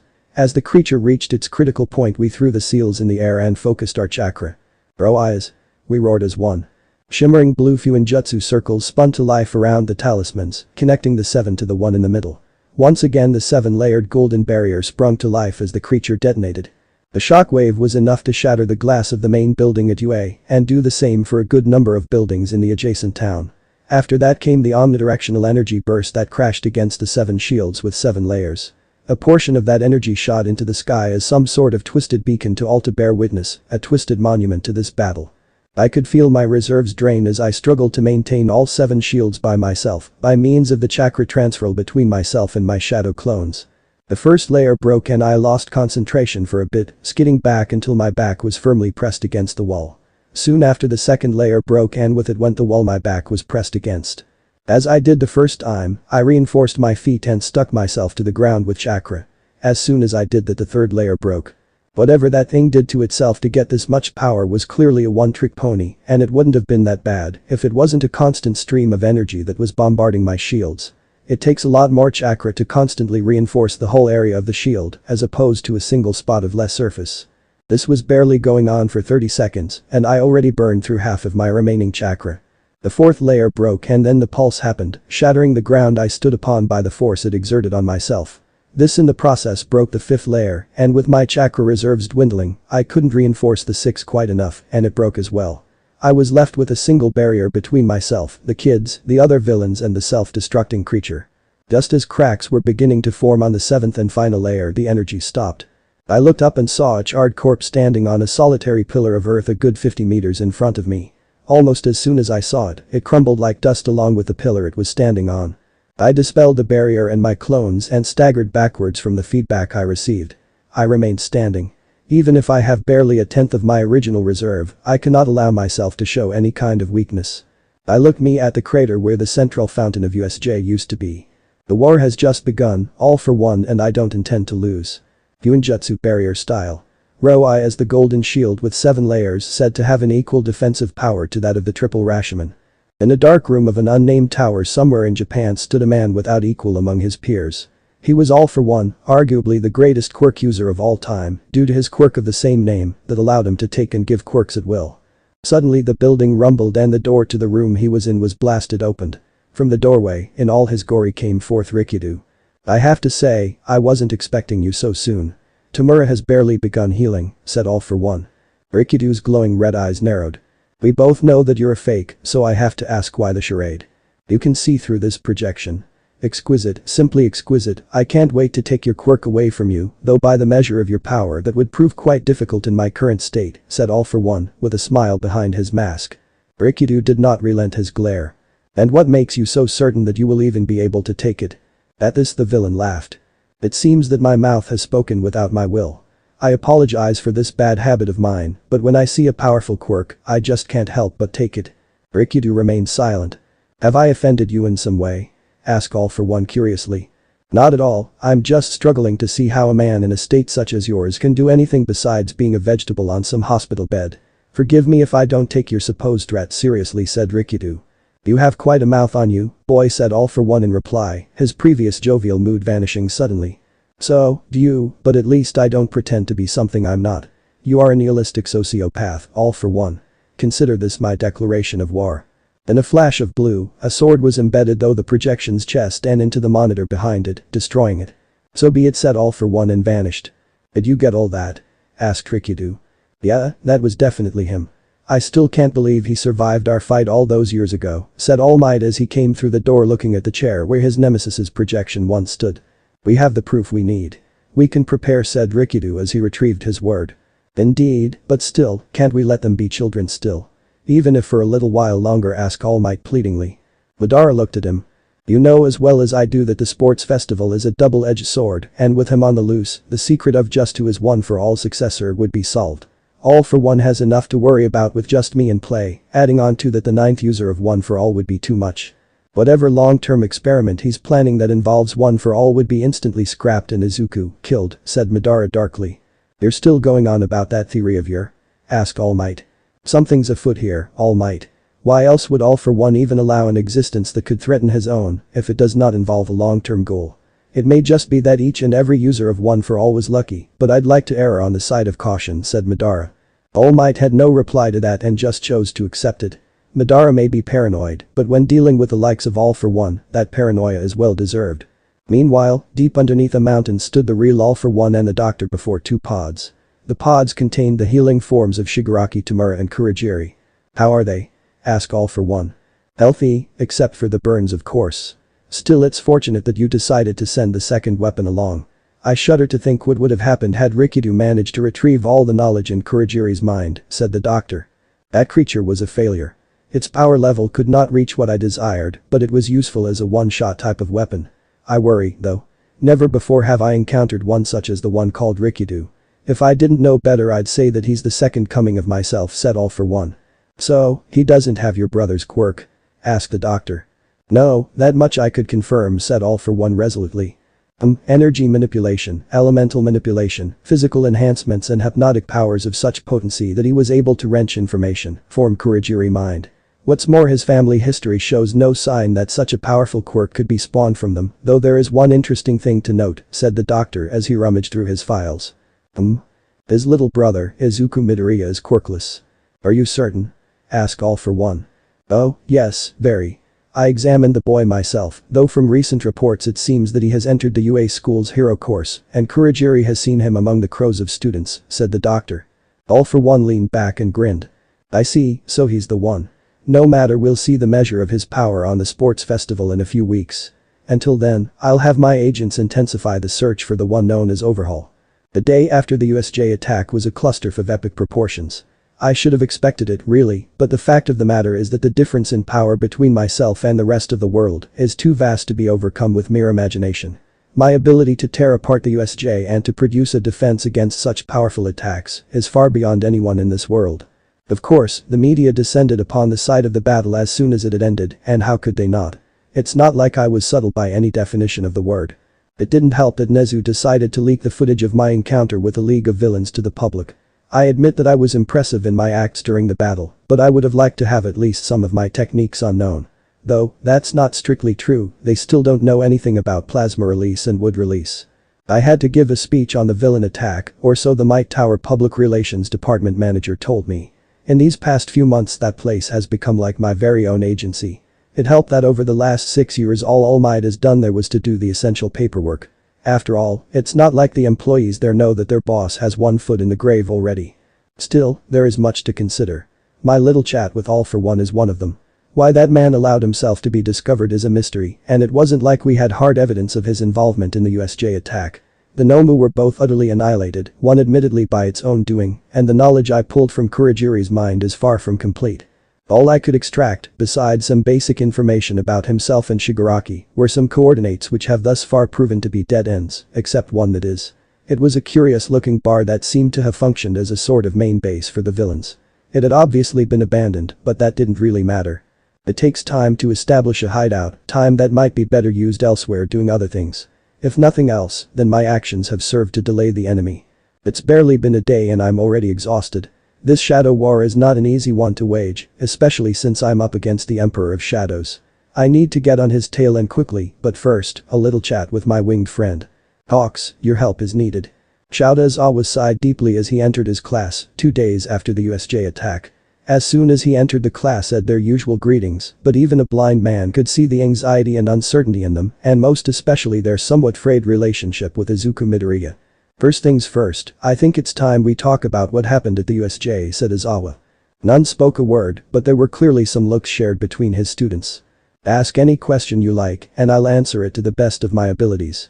Sensei, just who was that guy at the USJ? I mean, I know he's Midoriya's brother and All Might's heir, but there's nothing else about him, asked Zero. That's a good question, and one more suited to Midoriya than me, said Aizawa. We asked, but he won't tell us, said Kaminari. Aizawa looked at Izuku, who was doing his best to become as small as possible. Aizawa sighed. Well, I can't blame him for that, said Aizawa. That had the whole class's attention back on him. Madara Midoriya is a difficult person to understand. I doubt anyone truly does, and few are even close enough to gaining a complete picture on that man. He is many things, a scientist, a doctor, an engineer and a warrior without peer, but I would hesitate to call him a hero, said Aizawa. This brought about a look of shock to the faces of the students. They couldn't understand, couldn't equate the feelings they held when they saw Rikido stand in their defense with someone who their teacher would hesitate to call a hero. But sensei, he protected us, he began Kirishima, but he was cut off by Aizawa. He did those things out of duty, not out of desire to save people.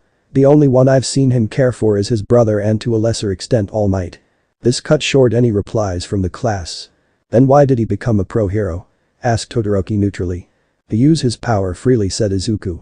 All eyes fell on him, even Aizawa's. Izuku looked up and met his teacher's gaze. Are we really telling them that? Asked Izuku. Aizawa knew what he was referring to. An altered cover story that Madara came up with in order to explain All Might's ever-decreasing presence on the world stage and induce a state of fear into whomever hears it. Fear that was supposed to either motivate or eliminate those who are useless from the battlefield, thus increasing the number of competent and mentally prepared future heroes. Tell us what? What are you bastards hiding? Asked Katsuki angrily.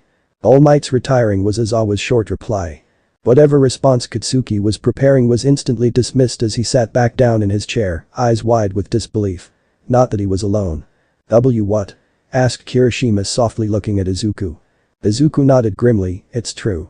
All Might's been slowly losing his quirk due to an injury he sustained against a villain 6 years ago. Since then his time doing hero work is limited and recently it has declined sharply.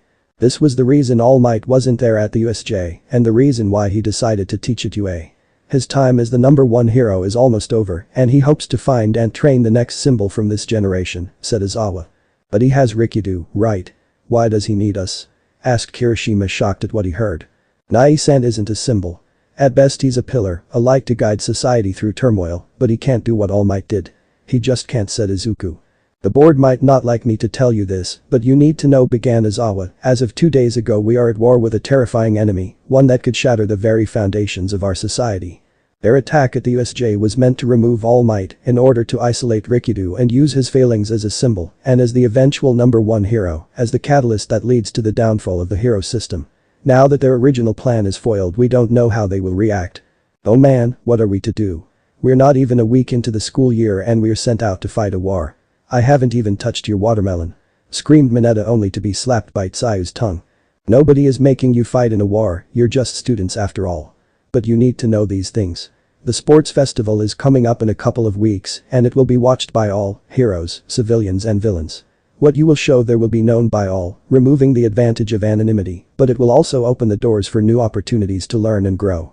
What path you take is up to you, but be warned, you may have encountered villains and know the cold truth of our society, but the other students do not. I would like to keep it that way.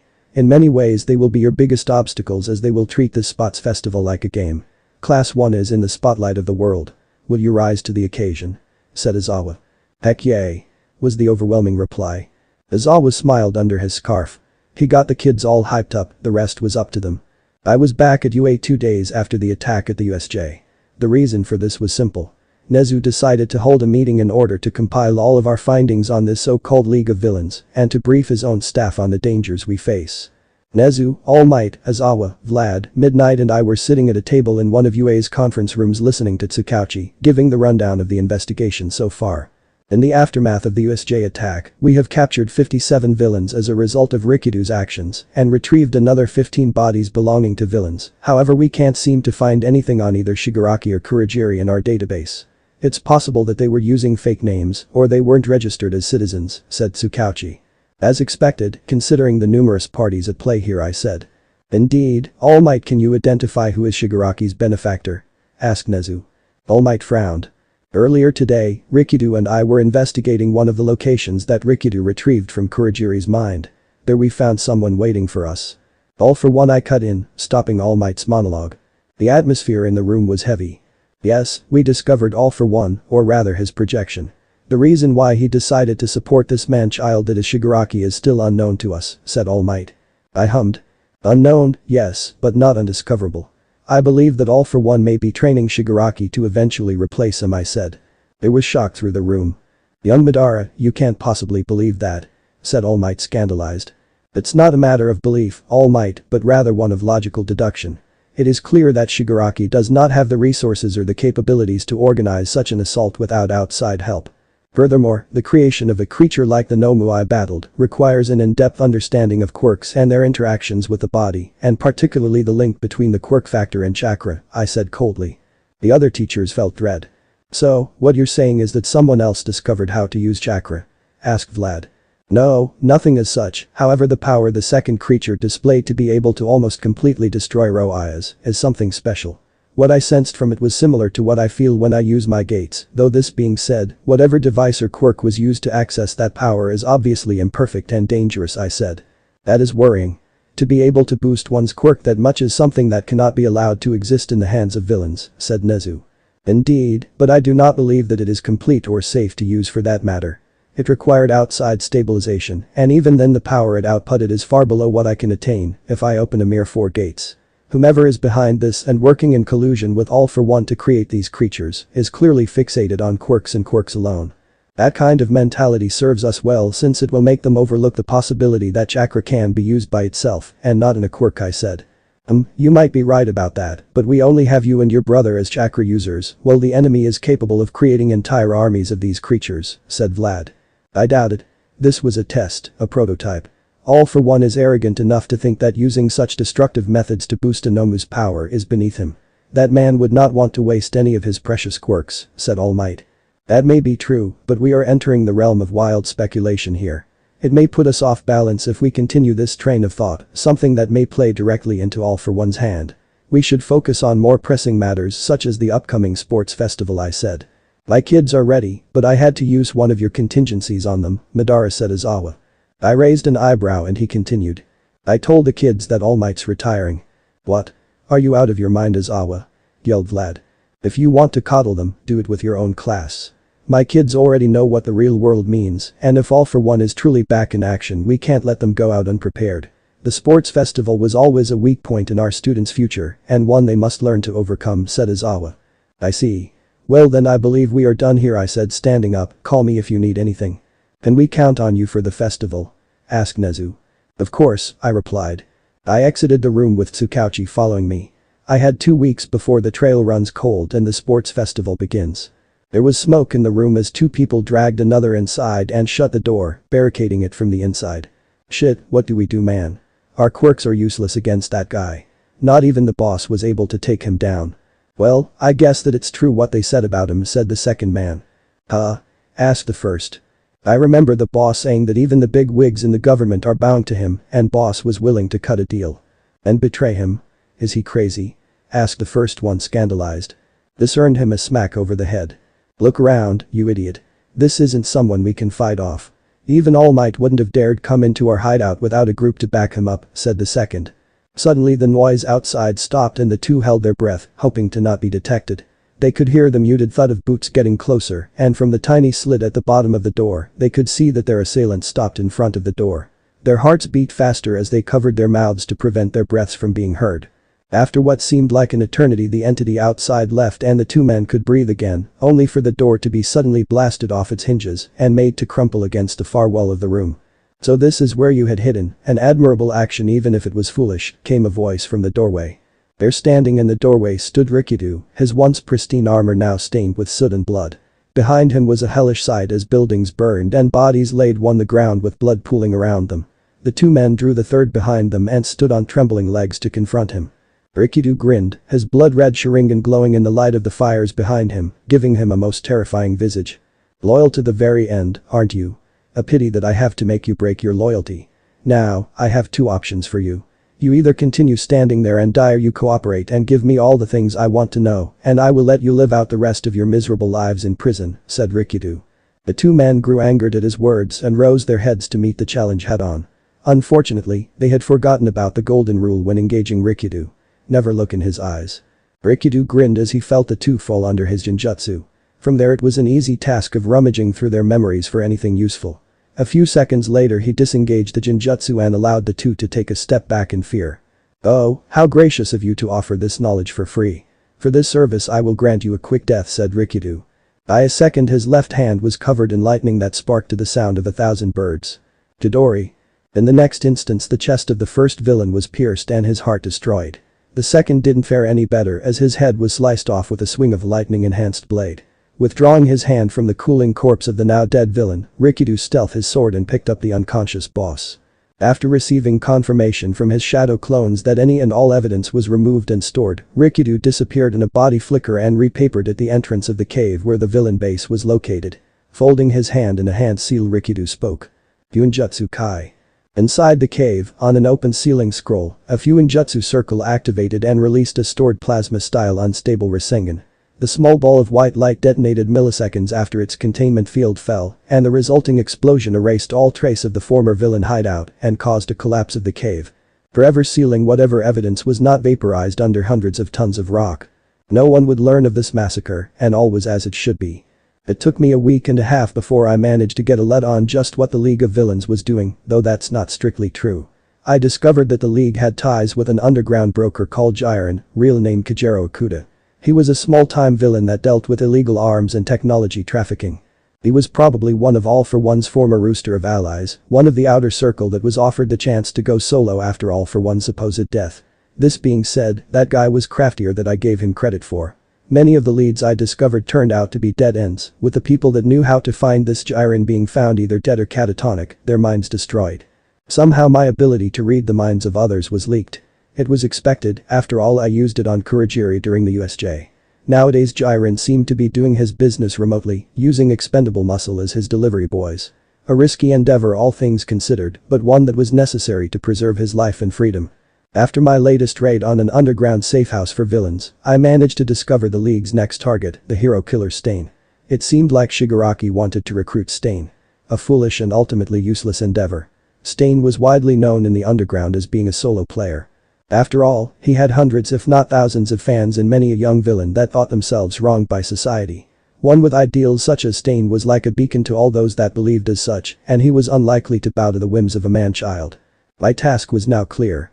Find Stain and take him into custody.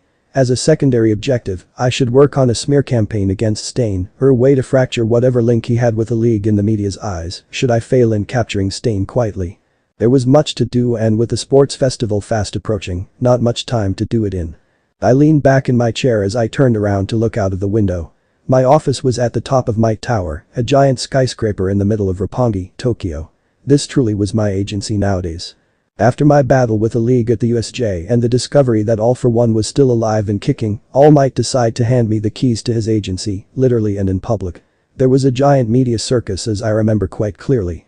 Not that I remember much from when the blonde oaf actually dropped this on me, I was too tired and shocked to even be able to respond. Still, it freed All Might from his obligation to the agency, and it gave me the opening I needed to build up my influence even more.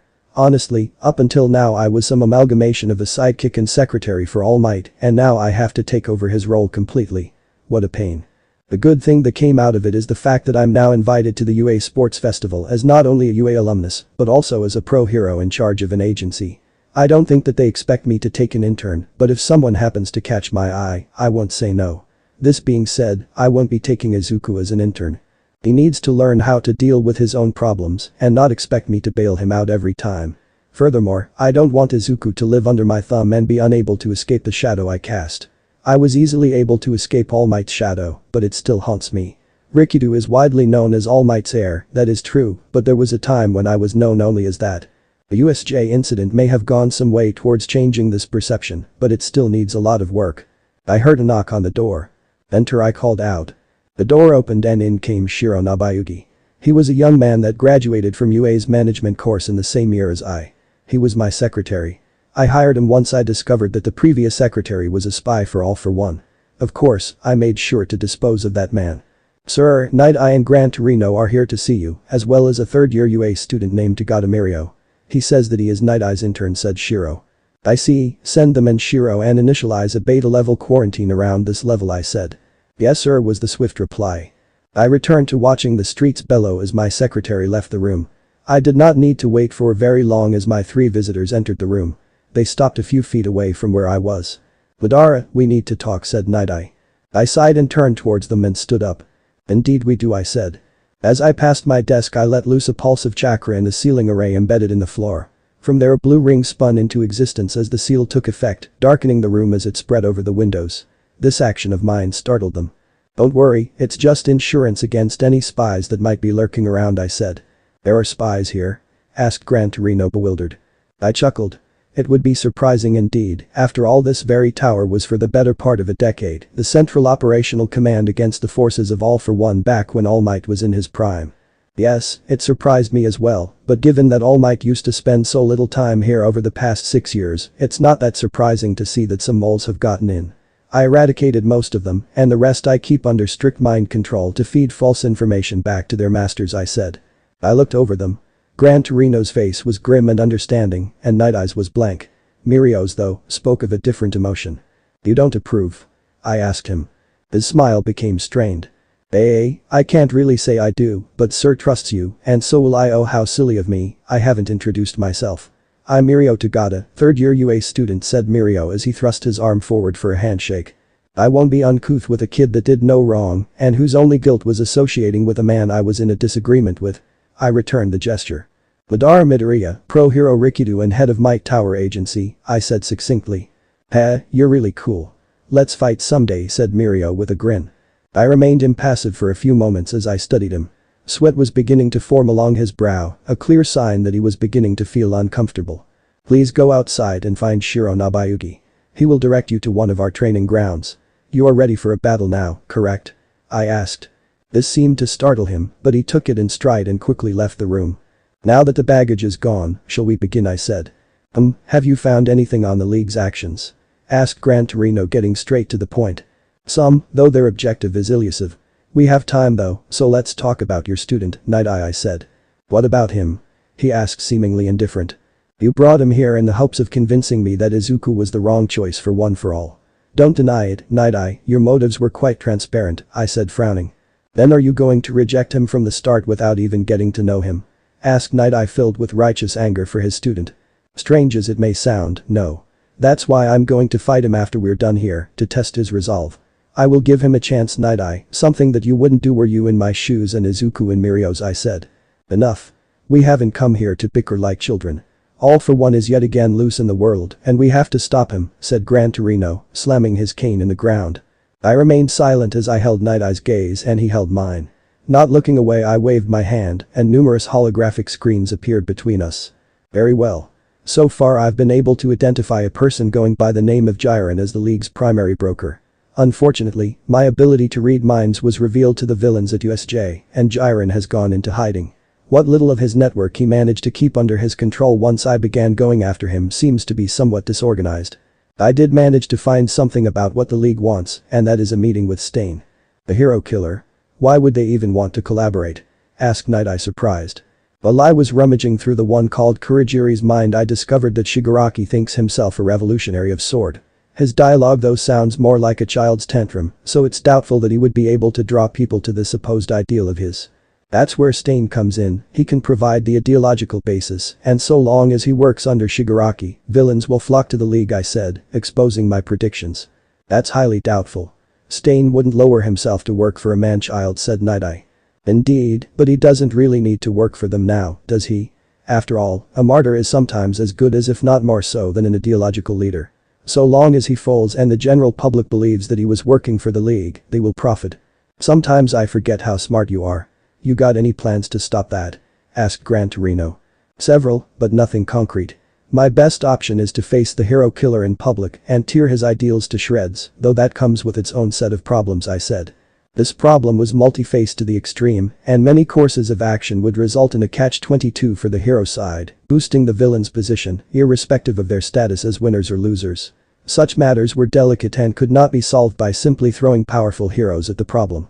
The fact that I was capable of dealing with these matters made me so much more valuable than the rest of the top-tier heroes. "I see. So, what do you want from us? You called us here after all," said Nighteye. "Support, if you are able to spare any. I know we may not see eye to eye on many things, Nighteye, but I do not wish for this world to fall into chaos. Whatever machinations All for One has placed in motion are well hidden and impossible to determine. This League of Villains is the closest we've gotten to his operations since his fight with All Might, if he still runs them like Might Tower's records show," I said. I don't know if I'll be able to help you much, but you have my support in this endeavor. Should I find anything noteworthy I'll let you know, said Nighteye. He then rose from his chair and left without saying another word. I doubt that our relations will be anything but frigid. You're playing a dangerous game, kid, said Gran Torino. I directed my attention at the old man. Lying to the public, hiding information from the hero database and even going as far as to kill in cold blood, he shook his head. I worry about what our world will end up becoming. So do I, but what I do is necessary. The system as it is now is corrupt and bloated, and as much as it pains me to say, I can't fix it. All I can do is win this war with All for One. So you say. I pray that you will not find the price of whining too costly to bear. After this festival is over, send the kid my way. I'll make sure he's not slaking off his training, said Gran Torino as he too prepared to leave. I said nothing as I watched him go. I hope you're right, old man, but I fear this war may take something from all of us, regardless of my actions. After all, there are few prices I wouldn't be willing to pay to ensure victory. I know that his words should have instilled some sort of fear or dread into my heart, but I feel nothing. Maybe this is the price I pay for my power. To stand so far above the rest that their woes no longer touch or reach you. What a truly terrifying existence that is for those below, and what a boring existence that would be for the one above. I left the room soon after and headed for the training room I know to be pending use. I made sure to change into a more suitable outfit than the semi-formal one I usually wore when I was conducting business at Might Tower. The doors opened automatically in front of me as I entered the reinforced room that was used for minor combat training. This room was perfectly suited for those that needed to improve their hand-to-hand combat abilities, but it was quite unsuited for someone like me to go all out. It may sound arrogant, but I don't think I'll need my full power to deal with Mirio. He may be good, but he's still human. He has human reflexes and reaction times, something that I have far surpassed with my usage of chakra. Oh, hi, I was just getting ready to start, said Mirio. I could see that he was just finishing up a set of stretches. Did you wait long? I asked. Oh really? Honestly, I thought that your meeting with Sir would take longer, said Mirio. Well, then let's begin. First one to be knocked out or unable to continue loses. I asked. He nodded and I made a sign. A few seconds later the horn blared and the match was on. I did not move and instead focused my chakra around me like a cloak. It was a new technique that I created to detect objects around me in a 4-meter radius. I could go further, but then my combat ability is impaired due to sensory overload. Mirio made the first move by undressing. His clothes apparently fell through his body and unwittingly, I activated my Sharingan. With the amount of data the Sharingan could give me, I could quite clearly see that Mirio's quirk is some sort of knockoff Kamui. In the hands of a knowledgeable and trained fighter, the phase-shifting ability of the Kamui is nigh unrivaled. After all, Toby was able to keep up with the combined power of Kakashi, Guy and KCM Naruto in an almost pure Taijutsu battle, using only this aspect of Kamui, and I doubt that Mirio has the same weakness as Kamui. Suddenly my senses blared and I reacted. From behind me and out of the ground popped out a naked Mirio, his fist already chambered and aiming towards me. My Sharingan could see the portions of his body that were still intangible, and the battle precognition granted to me by my eyes made it, so I knew what I had to do. My chakra flexed and I was off in a fraction of a second into a flash step. As I came out of it, I could see Mirio's shocked face as he tried to expand his permeability. It was useless against my speed, even without the lightning chakra armor. My fist found his gut, and Mirio was launched into a wall with enough force to crack the wall and make him puke out his lunch. I stood there as I watched him passively as he tried to get up. I have to say, I'm impressed, I said. Mirio lifted his head to look at me. I could see the pain in his eyes. You made me activate my Sharingan, something only All Might has previously done, I said, bringing a hand to gesture to my blood-red eyes. I smiled. Your quirk, is it automatic or do you need to manually control which parts of your body you turn intangible? I asked. The second, he said as he struggled up. He managed to stand by bracing himself against the wall. Then you are even more impressive. Against a normal opponent you would have won quite easily. Unfortunately for you, I possess a form of battle precognition. Tell me, can you still fight? I'd like to see the measure of your martial prowess, I said. He steadied himself before nodding and charging towards me. I couldn't help it, I grinned. We met in the middle of the room, just like last time.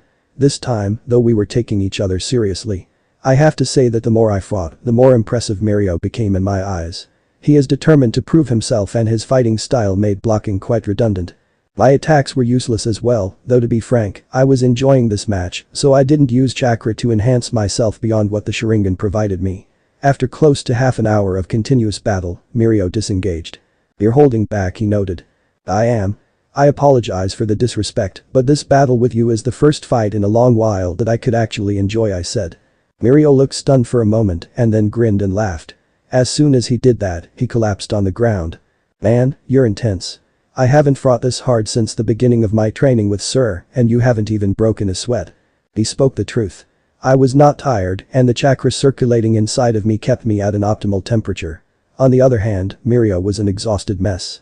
After your sport festival, consider my offer for an internship, I said. Mirio's head shot up and he looked at me with wide eyes. I smiled at him. I could see some deficiencies in your fighting style that I would like to correct. You are, after all, one of the few people that I could say I have had a hard fight against. It would not do to have you at anything other than peak performance, I said. I began Mirio, but I stopped him. You don't need to decide now. Take some time and recover. I'll be sending you an offer regardless after the sport festival, I said. So, what did you think about this, asked Mirio after he and Nighteye entered their waiting car. Nighteye was quiet. He could not believe that the one he had trained for more than a year fell to a single attack by Madara. Was he right? Was Madara right in saying that he made a mistake with choosing Mirio? Mirio, do you want this? Asked Nighteye. Mirio frowned. I do, I mean even you can't defeat me so easily. There's a lot I could learn from him, said Mirio. But you can. Madara is one of the greatest combatants of this generation, and he is powerful enough to beat All Might in a fair fight, said Gran Torino. Mirio believed him. Just this small bout with Madara showed him the difference between them. Learning from someone as great as Madara, the legendary pro hero Rikido himself, was a great honor. I'll accept his offer, said Mirio. Nighteye leaned back in the car seat, uncertainty plaguing his mind. Rikido was a truly terrifying man, and against him even the nation's top heroes were as good as Quirkless. The day was the day of the UA Sports Festival. Normally this day would be celebrated by the families of those that take part in it. This didn't happen in my family. Oh sure, I wished Izuku good luck, but I don't really think that he'll need it. Chakra is the ultimate tool of war in this world, and Izuku is a sage on top of it. Even if he can only bring out 15% of One for All's true power, that is still more than enough to deal with most of his classmates. I must underline the most aspect of this statement. Itsuki Bakugo and Shoto Todoroki. They will be Izuku's challenge.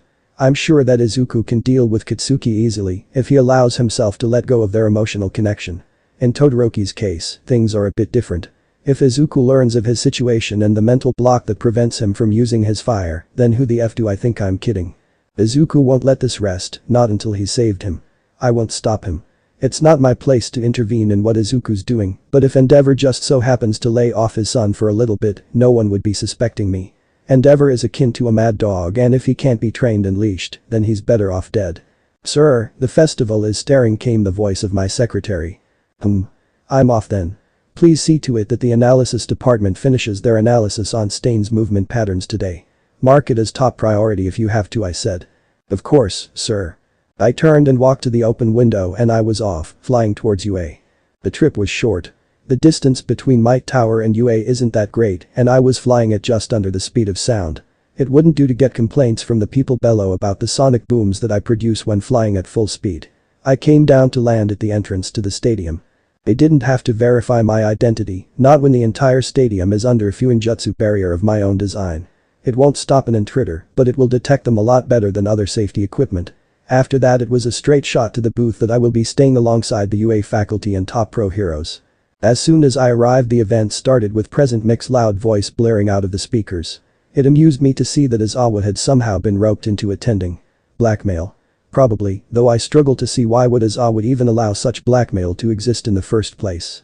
On second thought, it may just be that Mick has hidden it well, and I know that Aizawa cares about him as a friend, so torture or counter-blackmail is off the table. My thoughts are getting too dark, aren't they? Anyways, back to the event.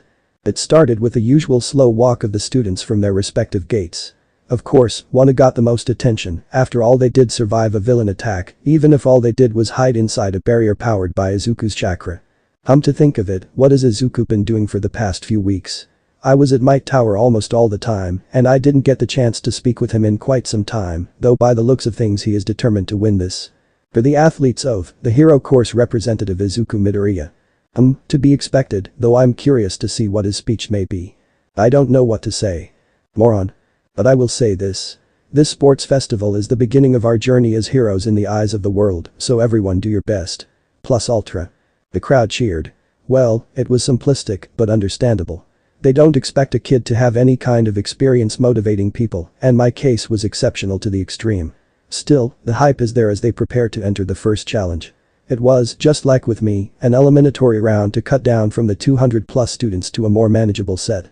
As midnight revealed the challenge, I couldn't help but grin. Obstacle course. A better matchup couldn't exist. As the horn blared the start of the challenge, Izuku was off in a streak of green light, with Kitsuki spouting insults hot on his heel. He managed to neatly dodge the ice that Todoroki used to stop the rest of the students by running up the wall and on the ceiling. Wow, look at this kid go. Class 1A's Izuku Midoriya easily takes the lead in style, yelled Mick.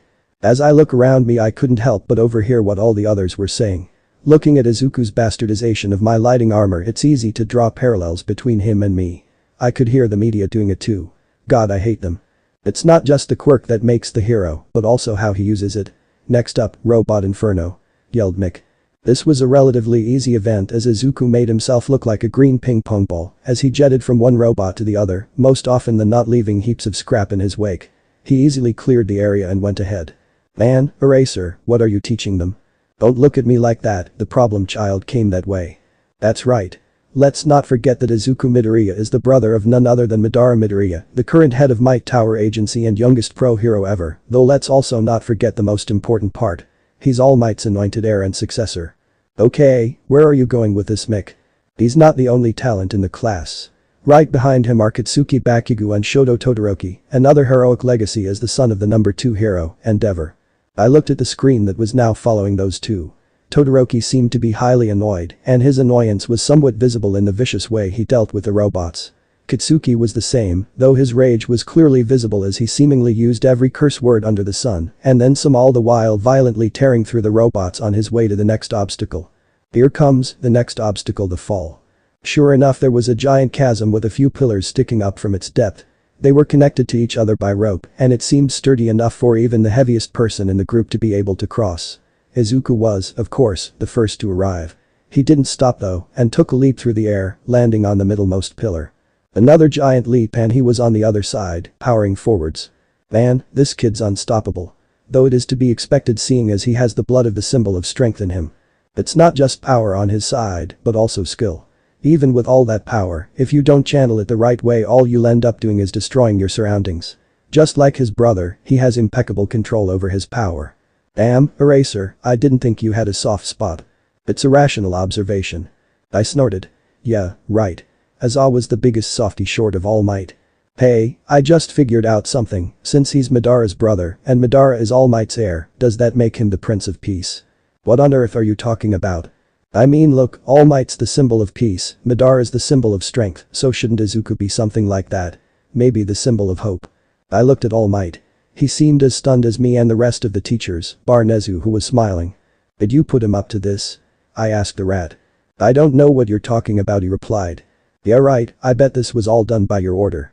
It seems that my disbelieving expression was noticed by Nezu. I did not tell Mick to put Izuku in the spotlight like this, but it was inevitable for someone to make the connection, said Nezu. But still, isn't it a bit early to call him that? Asked All Might. Not at all, after all, Madara was given a similar title at a much younger age. I swear that rat is smiling. All Might has a right to be worried. What Mick has done is elevate Izuku to the rank of a symbol. Izuku won't be allowed to show any sort of weakness after this. All Might, Izuku and me are now the 3 symbols of society.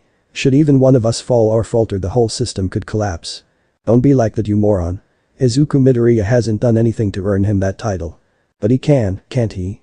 After all, his brother was named the symbol of strength after finishing his sports festival and event early, so couldn't he do the same? Damn it, Mick.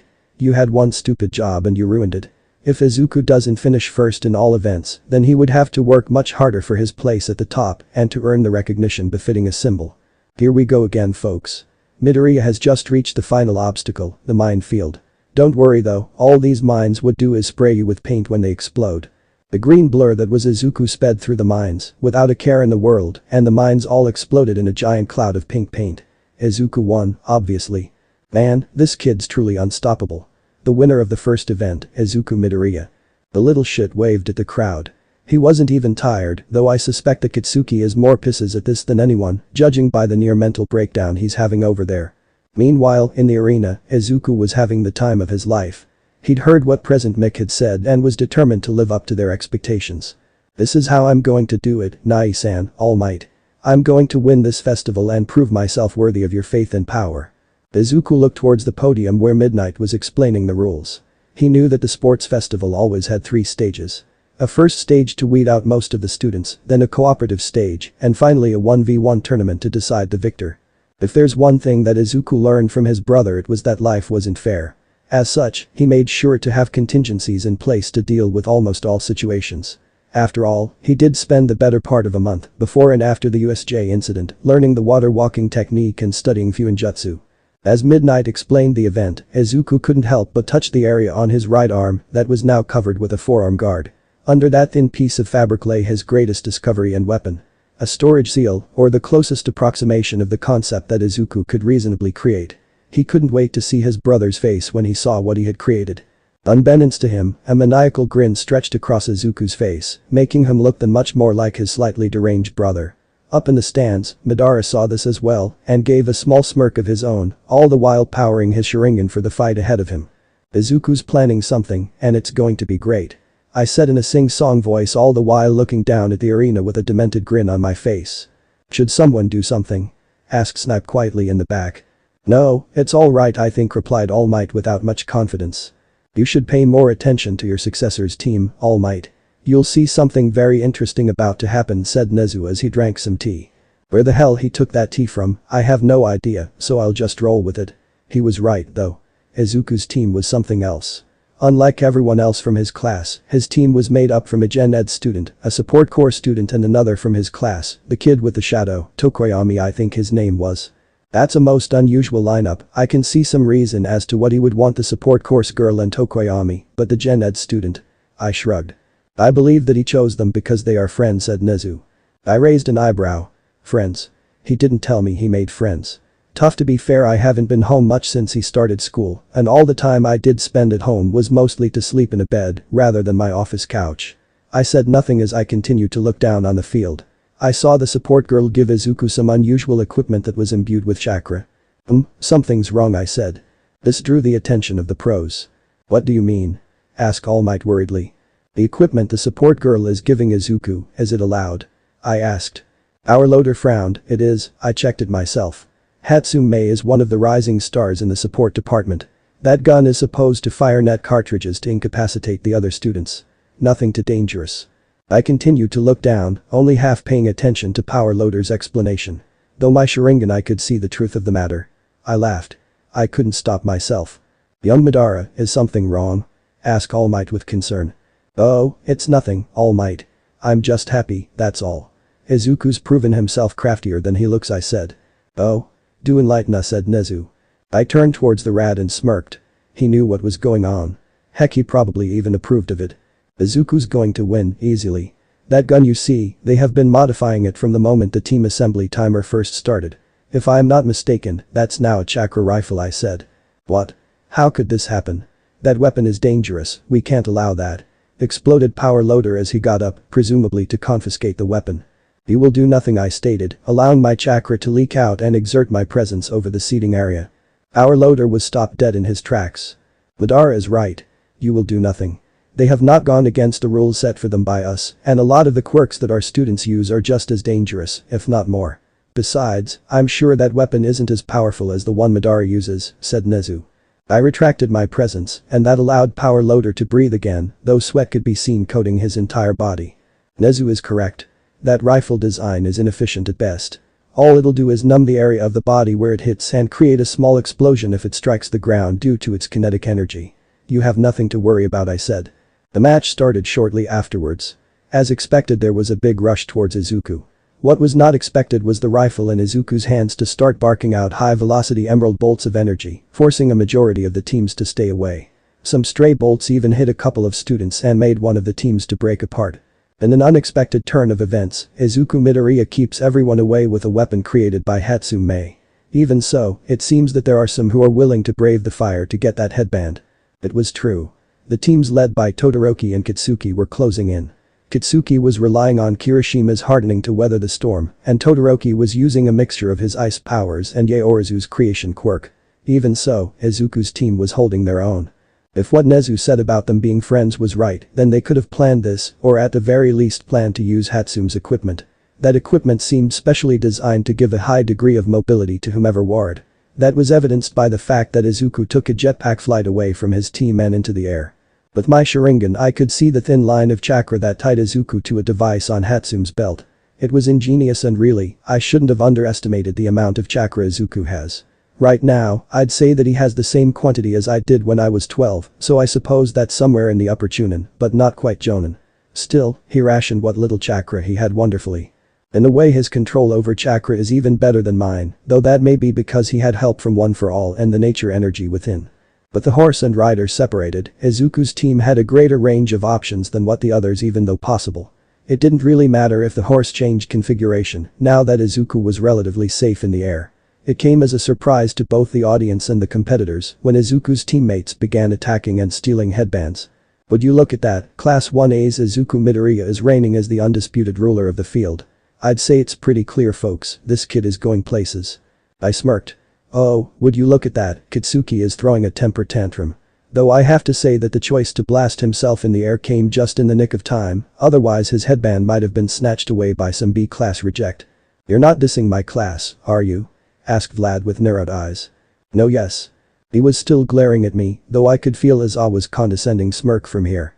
At any rate, the battle between Kitsuki and Izuku became an aerial dogfight, with each combatant trying their level best to knock the other out of the sky.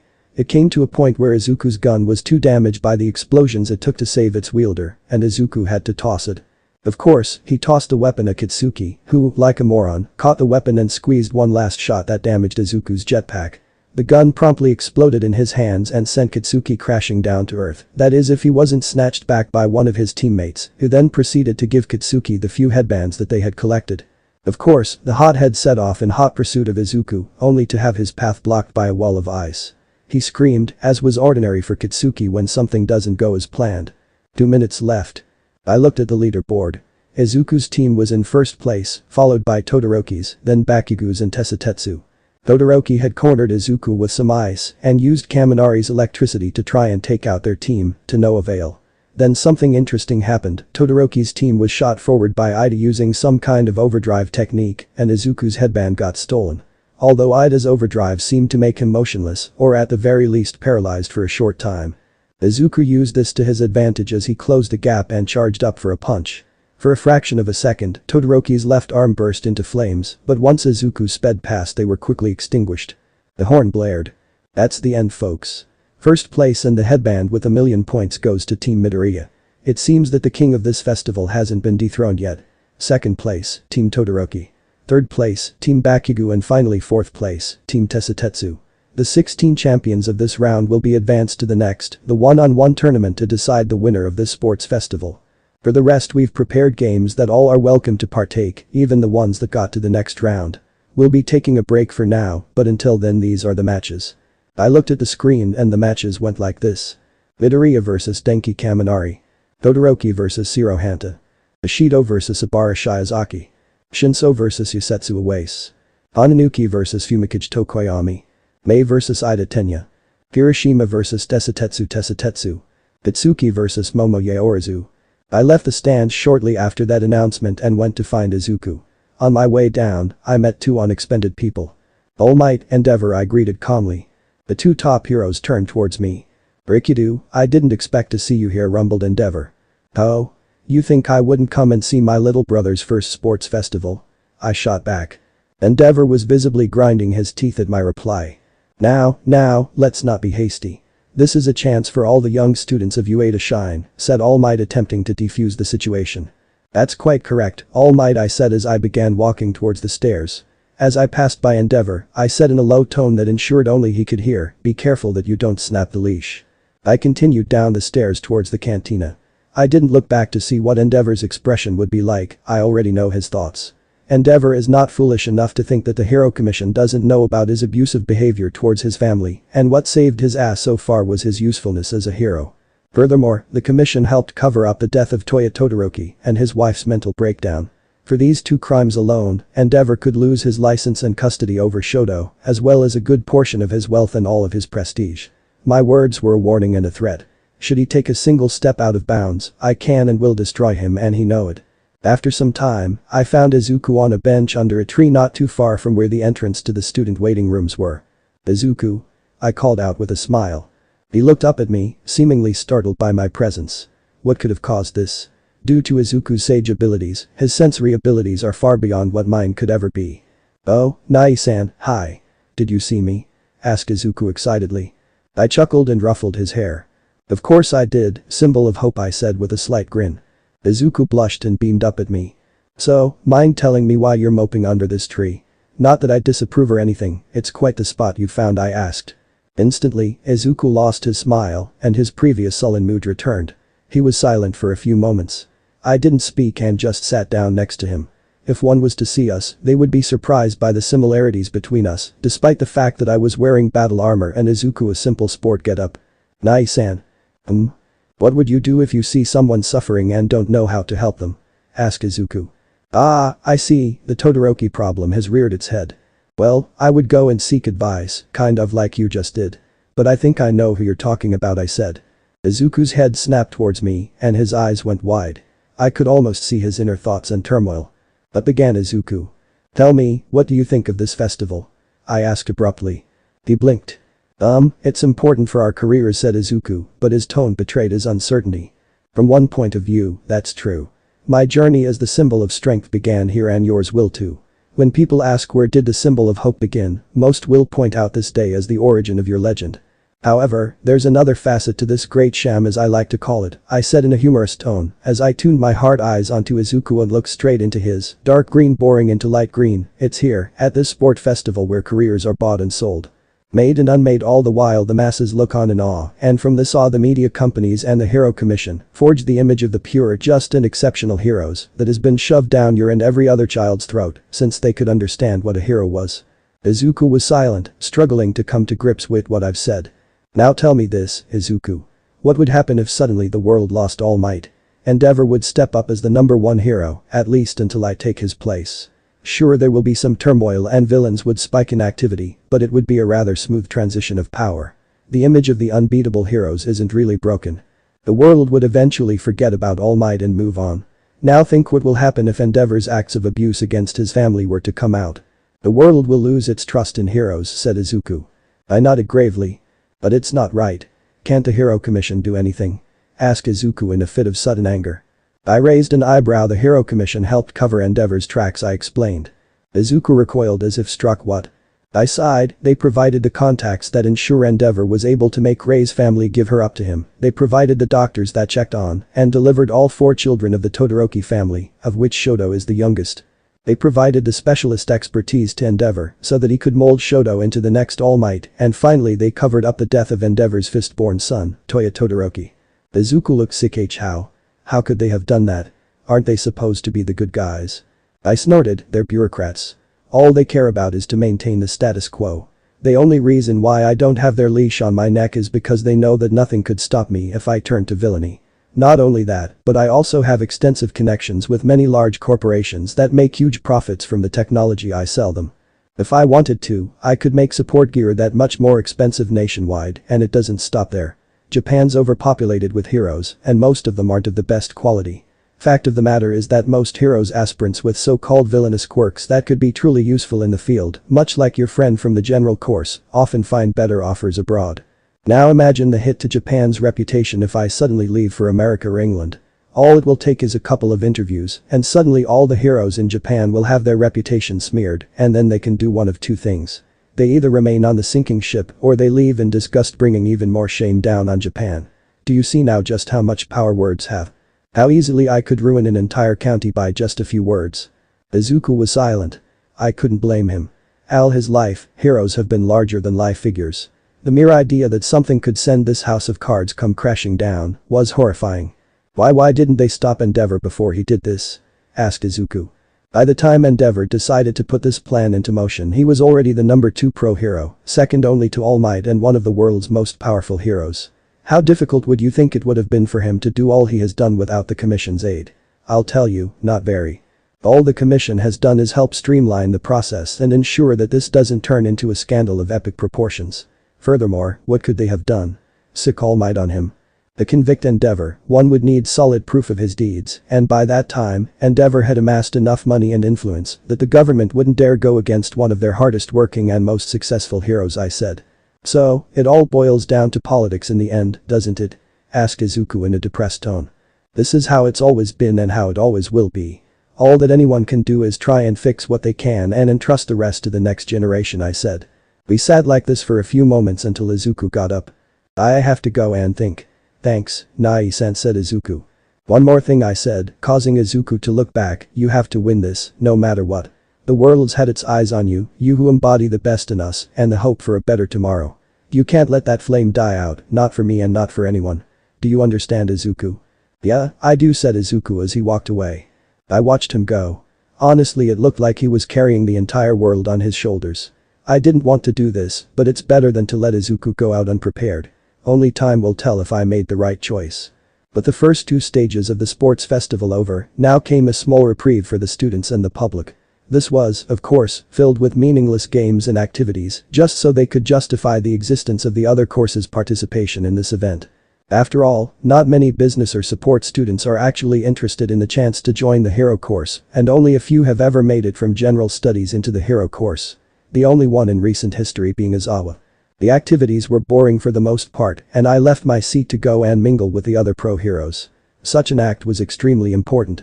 I held a great deal of political power and influence in the Japan, and my status as a boy genius and a nearly unrivaled powerhouse has made waves across the world. My revolutionary work in advancing science and technology alongside the innovations my company is churning out made me a very rich person, and that was besides my work as a hero and the massive amounts of money I was getting from merchandise deals and the various talk shows and news programs that I've been invited to over the past 2 years. I wasn't living like a rich person, though. In fact, I haven't even moved out from the small 3-room apartment that my family was given after they were taken into the Commission's protection program. I wasn't worried about the Commission holding my mother hostage to put a leash on me, since any such acts, even from a third party, would prove either incompetence or corruption at the highest levels of the Commission. Here we go again, folks. The third act of this sports festival, the 1v1 tournament. First off, we have the electrifying Denki Kaminari against the winner of both the previous events, the fledgling symbol of hope, Izuku Midoriya. The crowd roared as Izuku stepped onto the stage. I couldn't help but grin as I looked down with my Sharingan. Start. In a split second, Izuku vanished into a body flicker and emerged high above the arena just as his opponent discharged his entire electrical stock on Izuku. This resulted in Kaminari being reduced to a bumbling moron, and Izuku quite easily kicked him out of the arena. The first match is over, Izuku Midoriya moves forward. Next up, the heroic legacy of Endeavor, Shoto Todoroki. Against him stands the kid with the tape coming out of his elbows, Shiro Hanta. The match was over in seconds. Shiro did a good job, but Todoroki threw an iceberg at him. Yeah, that's not really fair, is it? Honestly, the kid was lucky the iceberg came in my direction as I was able to put up a 3-layered row eyes over the stands that was able to tank the iceberg and shatter it as it crashed against the shield. I may have shattered the ground where I stood, but to be honest, that kid packed a serious punch. Probably not as much as Izuku, but enough to give my brother serious issues, especially unarmed. I, of course, helped with the cleanup of the arena. I simply spat out a fire style flamethrower big enough to engulf the whole glacier and melted it. Next up, we have someone from Class 1B, the girl with vines for hair, Ibara Shiozaki, and against her stands 1A's Ashido Mina. Lame people, lame fight. Ashido was warped up like a bun and thrown out of the arena before her acid could really take effect. I have to admit that Ashido was athletic, but Ibara's defenses were too tough for Ashido's acid. The next contestants are 1B's Yasetsu Iwase and 1C's Shinso Hitachi. Is it just me, or did Mick run out of things to say about these people? At any rate, the fight began, Shinso said something and Yasetsu replied, and suddenly Yasetsu turned around and forfeited the match. What? I've got to speak with Izuku about this guy. The entrance exam is irrational. It's heavily biased against those with flashy quirks, and those like Shinso Hitachi's brainwash are left behind and slip through the cracks. I sat back down as I heard Aizawa's voice. Brainwash, huh? An interesting quirk, and if what I saw is right, it's activated by a reply from the target.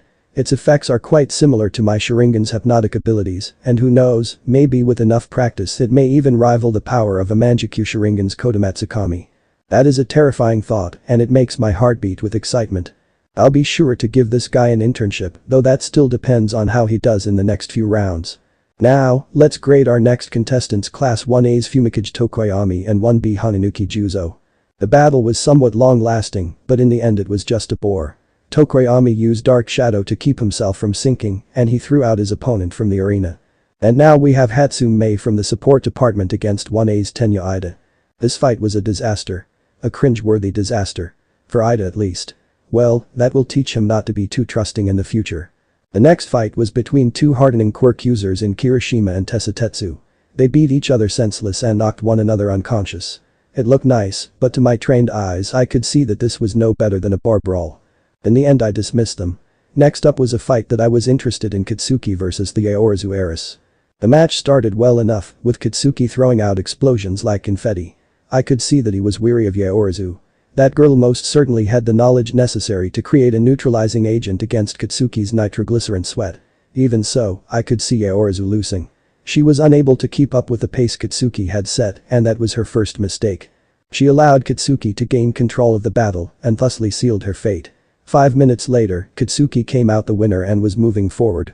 Now came an exciting battle. Izuku versus Shoto. Izuku stepped up to the arena. He was angry, especially after his little run-in with Endeavor. Shoto was waiting for him as he walked up the steps of the arena. "You came," said Shoto. "Of course I did. I still have to beat your sorry ass and break your stupid dad's pride," said Izuku. All this talk about politics was grating, and Izuku never really had the best control over his rage.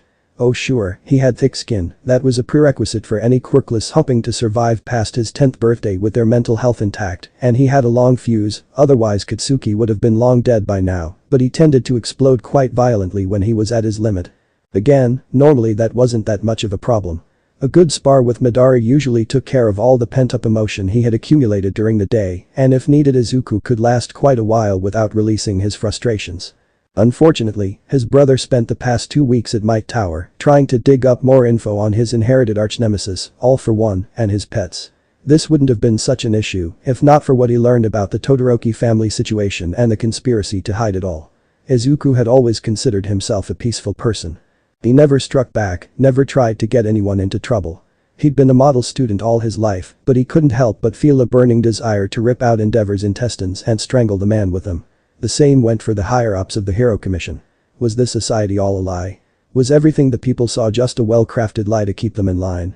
He would get his answers, that Izuku swore, but first he had to help his classmate, his friend, to overcome his demons. "Are you ready?" asked Midnight. Shoto took a stance. "One more thing before we start," said Izuku, "how about we change the rules of this game a bit?" The stadium fell silent as people whispered to one another, "What is that kid doing?" They were asking. "What do you have in mind?" asked Shoto. "No loses on technicalities. This is a fight between you and me and the first one knocked unconscious loses. No disqualification for stepping out of bounds, no height limit and no restriction on support equipment," said Izuku. "That's a bold move, but I like it. Todoroki Shoto, do you accept these changes?" said Midnight. "Just one question. What support equipment do you use?" asked Shoto. "Nothing much, just this," said Izuku as he withdrew from his pocket a small device that looked like it was meant to fit on someone's forearm. Shoto nodded his acceptance. Meanwhile in the stands. "What the F?" I yelled as I jumped to my feet. How in the name of all the gods, real or not, did Izuku manage to get his hands on a scientific ninja tool? I mean, it's probably not the same thing, but damn it all, is that what my brother has been cooking up in his lab for the past 2 weeks? "Something the matter, Madara?" asked Nezu.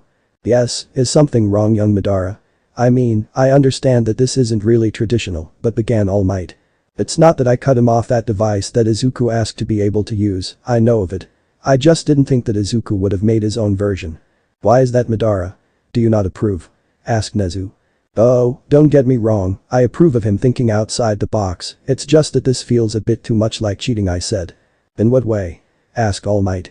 "That device, you could call it a shortcut to Jutsu," I said. This made them blink. The staff of UA was well aware of just how powerful my jutsu were, but they also knew that each one was the result of tens of hours of research and experimentation, built upon years of basic chakra training and discoveries. "I thought that he couldn't use jutsu. If you knew of this shortcut, why didn't you take it?" asked Snipe. I glared at him because, at that time, I hadn't discovered Fuinjutsu yet and it would have made me dependent on support equipment to bring out my full potential. "What is Fuinjutsu?" asked All Might. I closed my eyes and sighed. They don't know of this, after all Fuinjutsu is one of my most powerful tools, and it's not like I wanted to tell them in the first place. Think of it as a computer program.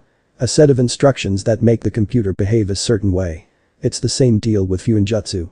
A set of written instructions that make chakra behave in certain ways and produce certain effects, like jutsu for that matter. In fact, my barrier, Roaias, is a Fuinjutsu. So that was what those pieces of paper were, Fuinjutsu seals, said Nezu. I nodded. Correct. To use jutsu one must have control over his chakra, knowledge on how to shape it, and on its various nature transformations and enough power to pull off the effects desired. Fuinjutsu makes it so that the first 4 criteria are waved away, and as long as you pour enough power into the array, the effect you desire would come out in the exact same way every single time. You may not know this, but Izuku is a prodigy with seals, and he's more proficient in their use than I am. I should have expected that he would create such a device, I said. Both contestants ready? Asked Midnight. Izuku got into a fighting stance, his Fuinjutsu tool that contained his relatively small arsenal, strapped comfortably to his right forearm. Start. The crowd roared as Shoto let loose a wave of ice. In response, Izuku pulled back his fist and charged it with Sage Chakra. Swinging it forward, Izuku broke through Shoto's ice. 2 quick movements of his fingers activated the device under his arm and let loose a jutsu. Fuinjutsu wind style. Air cannon. High-velocity wind swooped through the area as they shoved Shoto off the platform. Man, this is crazy. With one attack, Izuku Midoriya sends Shoto Todoroki out of bounds. If not for the changed rules of this match, this would surely mark the end of Shoto Todoroki's chances in this sport festival. What do you think, Eraser? There was silence after that. Right back to the show. Down in the arena, Shoto was picking himself off the ground. If one were to see his expression, one would see quite clear disbelief on his face. One move, Shoto mumbled to himself. Suddenly he snapped his eyes upwards only for his gaze to meet that of Izuku. Heterochromatic gray and blue met electric green, and Shoto saw a terrible resolve in those green eyes. You bastard! Screamed Shoto as he launched another glacier at Izuku. Izuku jumped out of the way, and with a few quick motions of his right hand's fingers, he thrust his arm forward at a stream of fire intercepted the ice meant for him, burning a path through which Izuku shot out of the iceberg. The remaining ice impacted the outer layer of Aroias put up by Madara. As Shoto looked around, he couldn't help but notice the 7 shields with 7 layers that were now protecting the stands from the debris of the fight. Shoto threw more ice at Izuku. His advantage was at range, or so he thought, but every shot of his was either intercepted by a super punch or dodged and melted with fire. Shoto knew he couldn't contend with him for long. His body was already suffering from frostbite. You're slipping, Shoto said Izuku. What? That ice of yours, it takes a toll on your body. Your last attack was weak, and I can see frost beginning to form on your body. Are you really going to lose out of a petty grudge? Shut up. Shoto threw a massive wave of ice at Izuku. With 2 swift movements of his fingers, a giant wall of earth rose up to defend him. Shoto's attack was stopped dead in its tracks, and Izuku retaliated by letting loose a bolt of green lightning that Shoto barely managed to shield himself from. You know nothing. Screamed Shoto, I will never use my right side. I won't give him the satisfaction of using his quirk. Izuku had quite enough and burst into a flash step, closing the distance and punching Shoto so hard that he flew across the grounds to the other side of the stadium. It's yours. Your power, not his. You decide what to do with it, and it's not like you're bound to him. Shouted Izuku back. Shoto rose from the ground, and in that moment the moments with his mother flashed through his mind and fire began to flicker on his right side. As he looked up though, he couldn't help but look at Endeavor. Where are you looking, you bastard? Yelled Izuku as he closed in and punched Shoto again. I'm right here, I'm your opponent. Stop being such a little stupid girl always looking for his daddy and take control of your own life, your own destiny. Everyone's giving their best, and if you think I'm going to let you even approach victory with only half your strength, then you're clearly mistaken. It was then that Shoto exploded in an inferno of ice and fire, and Izuku couldn't stop the grin that came onto his face.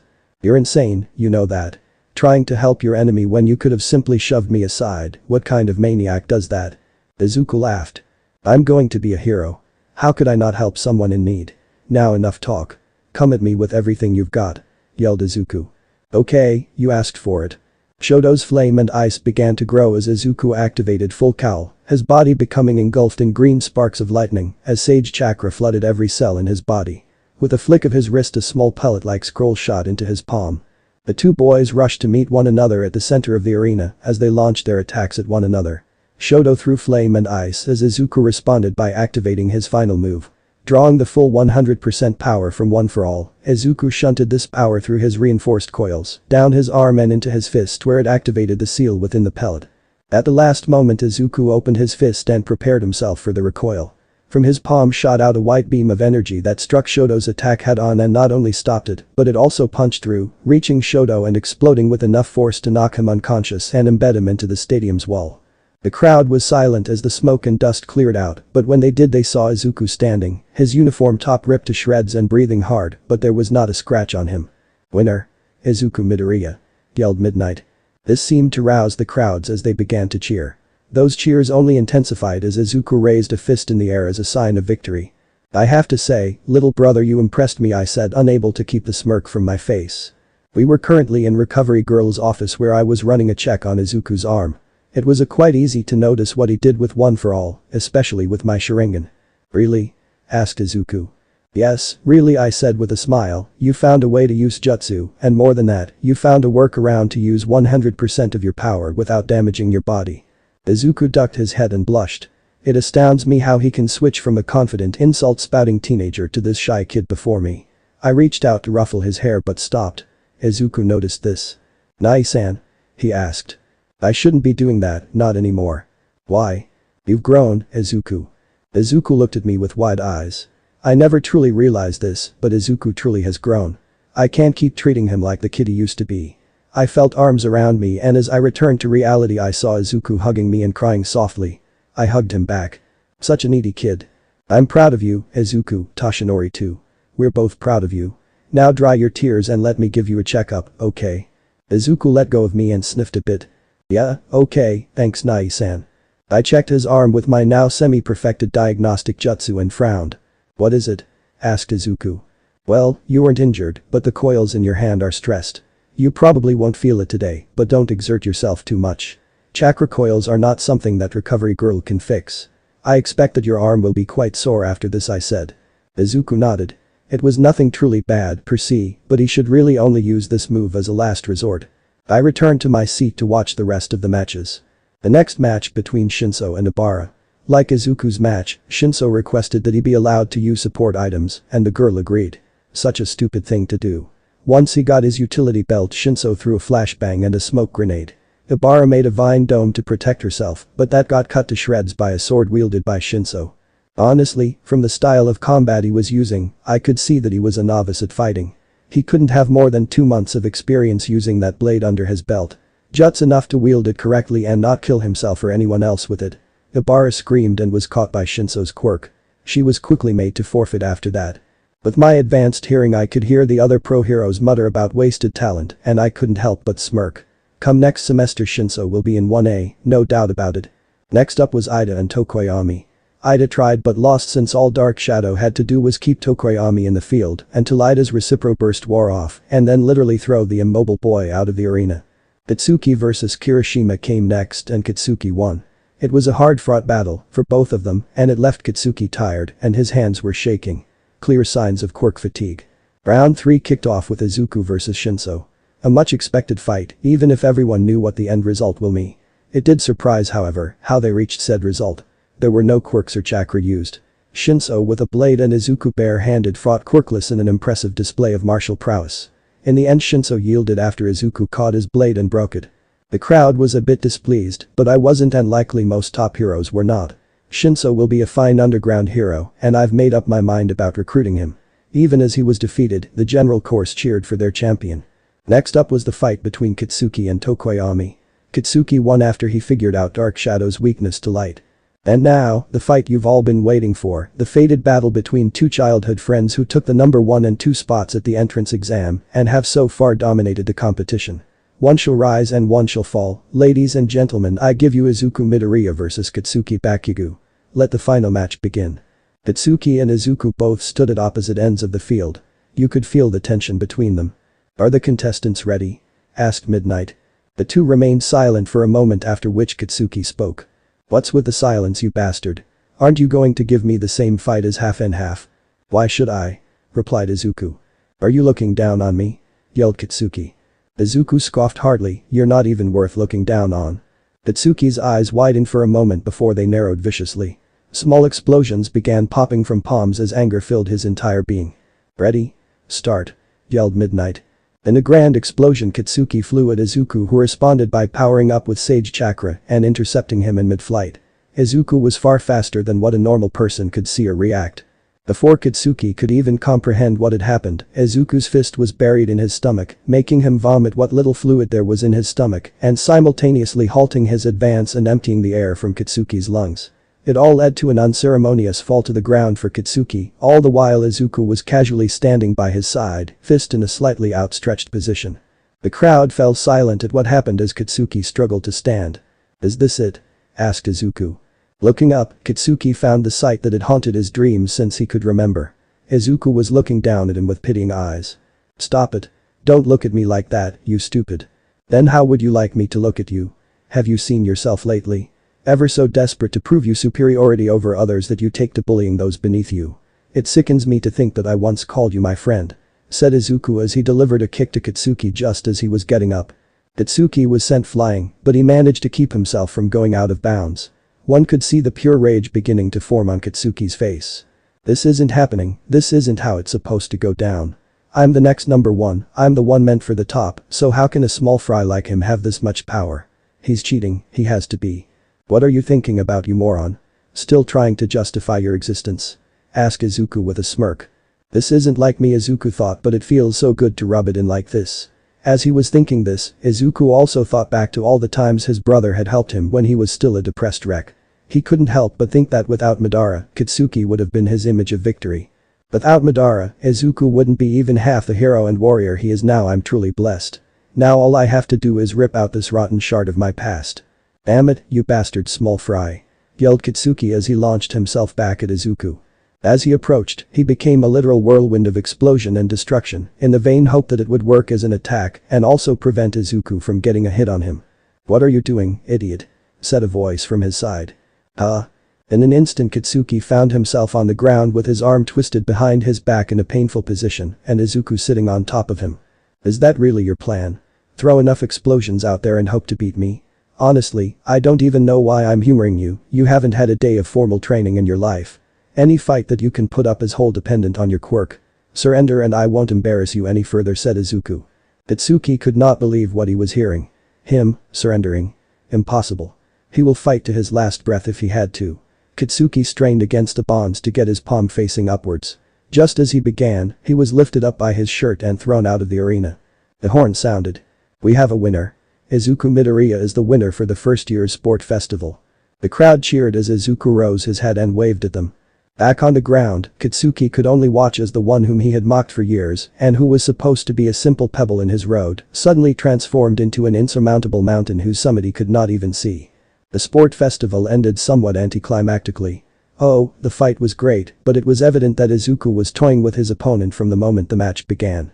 "I expected it to happen like this." Kitsuki had been an open wound in Izuku's heart since he failed to gain a quirk. This being said, I have seen the beginnings of something of an anti-quirk mentality in Izuku. It most likely stems from how he was treated as worthless by society for not having powers and the suddenly getting not only the most top quirk, but also the use of chakra. In his match with Kitsuki, Izuku did not use full cowl at all. Just Sage Mode enhancement was enough to get him to outperform Kitsuki in every field possible. Add to that Izuku has been tirelessly training his fighting skills for over a year, while Kitsuki relied on his quirk, and you get a recipe for disaster. Even without chakra, Kitsuki couldn't have stood his ground against a well-trained quirkless fighter. The actual awards ceremony went on without much fanfare. Both myself and All Might arrived in style to congratulate the winners, and we even posed for a photo. Even now, I'm seeing people on the web in awe of us. Still, to me this picture is far more valuable than propaganda. All Might and I are standing next to Izuku, who has the first place medal around his neck. I'm at his side, with an arm around his shoulders throwing up a peace sign, and All Might is standing behind us with a hand on each of our shoulders looking very proud. Izuku, of course, is grinning like a loon. All that's missing is our mother, and it would be a family photo. Let's not dwell on that too much. Today is a day of celebration. A new symbol has been born into the world and he is yet to prove himself. It was raining outside. It was as if the world could sense his mood and decided to laugh at him. After the sports festival was concluded, Kitsuki was left in a state of limbo. To the entire world he looked to be one of the best students in 1A. In his own mind, all he could think of was the shame he had to bear. Thrice now he'd been bested by Izuku. Once at the entrance exam, then again at the battle trial and finally now at the sports festival. It hurt to stand on the number 2 spot at the stadium, but somehow it hurt even more to see Izuku smiling as he, Madara and All Might all posed for a picture together. Kitsuki had seen what the news were saying in regards to that photo. The Trinity, the 3 pillars, the legendary 3, all these were the names used to describe All Might, Madara and Izuku. Kitsuki was no fool, he knew that as he was right now, he couldn't compete with the power of Madara and All Might, but it should have been different with Izuku. For as long as he could remember, it had been Kitsuki that was the best, the fastest and the smartest. Well, maybe not the smartest, but definitely the bravest of the two. Now he was nothing. Was he always a pebble on the road? A roadblock for Izuku to surpass and not the other way around.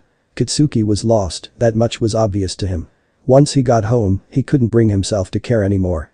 He went to bed without dinner and woke up and went to school without going through his morning exercise routine, a routine that he'd been following religiously for the better part of 2 years. Even the large number of offers for internship couldn't rouse him. He wasn't the first in this either. Even worse, he was third, after Todoroki and, of course, Izuku. Was this his life now? Always playing second fiddle to Izuku. Never being good enough to stand on his own, a forever prisoner of Izuku's heroic shadow. Kitsuki liked to think himself a rational person, despite his temper. Even so, he couldn't quite shake the unease he felt when Izuku was better than him at something. It made him angry and for the longest time he simply accepted it as annoyance at the useless Deku who wasn't content with his place at the bottom. If it wasn't for Madara, Kitsuki would have put said Deku in his place, but since Madara was there and much more powerful than him, Kitsuki quenched his rage with putting down the other rabble that tried to reach for his place. Maybe he needed a good long walk to collect himself. He remembered a nice secluded spot in the mountains where he used to train with his quirk, in fact that may just cheer him up a bit. Rain was pouring down by the bucketload and thunder and lightning flashed in the sky above. Kitsuki cursed his luck. Of course, it would start raining the moment after he was finished with his workout. So here he was, trying to get to a shelter somewhere.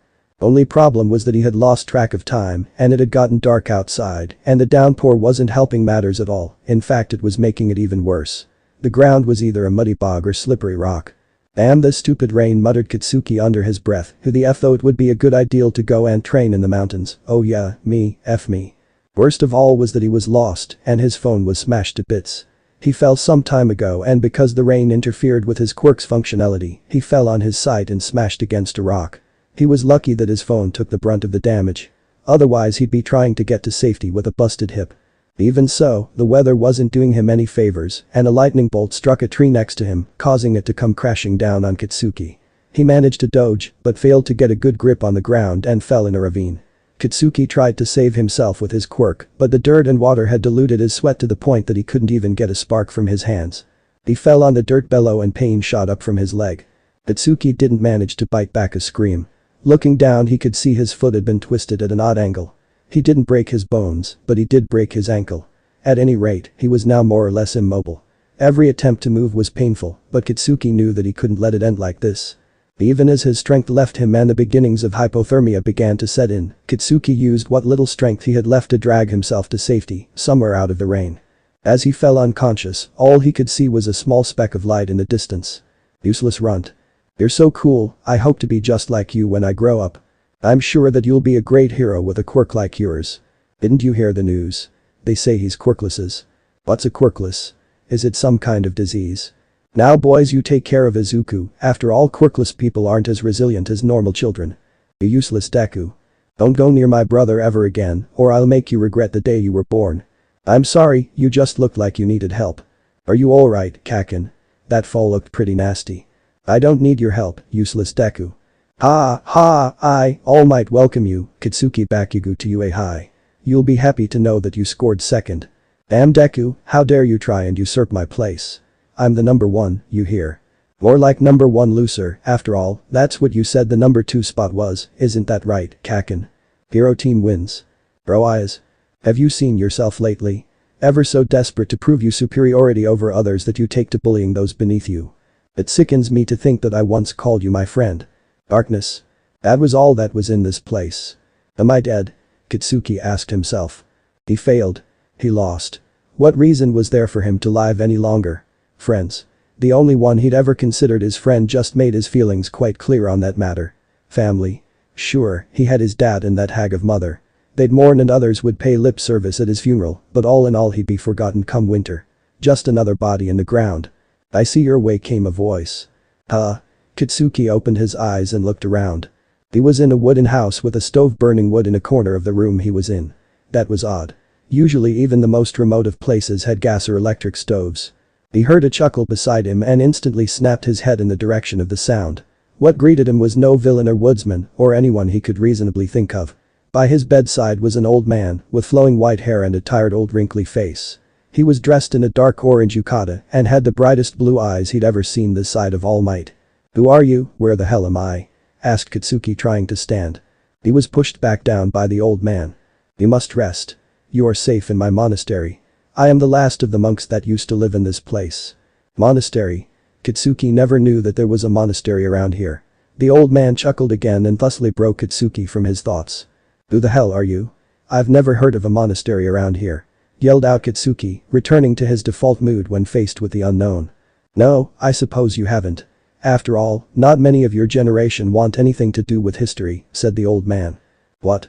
It's nothing. Rest, young warrior. The night is young and you need to recover your strength. I'll leave some clothes for you to change into and if you want, there is some tea by the stove," said the old man.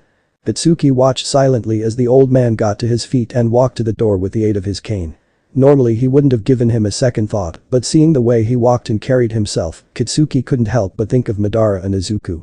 They too had this regal grace round them as they walked, not that Kitsuki would ever admit it. Kitsuki decided to do something productive and threw the sheets off him. Strangely enough, his ankle didn't hurt as much as he should.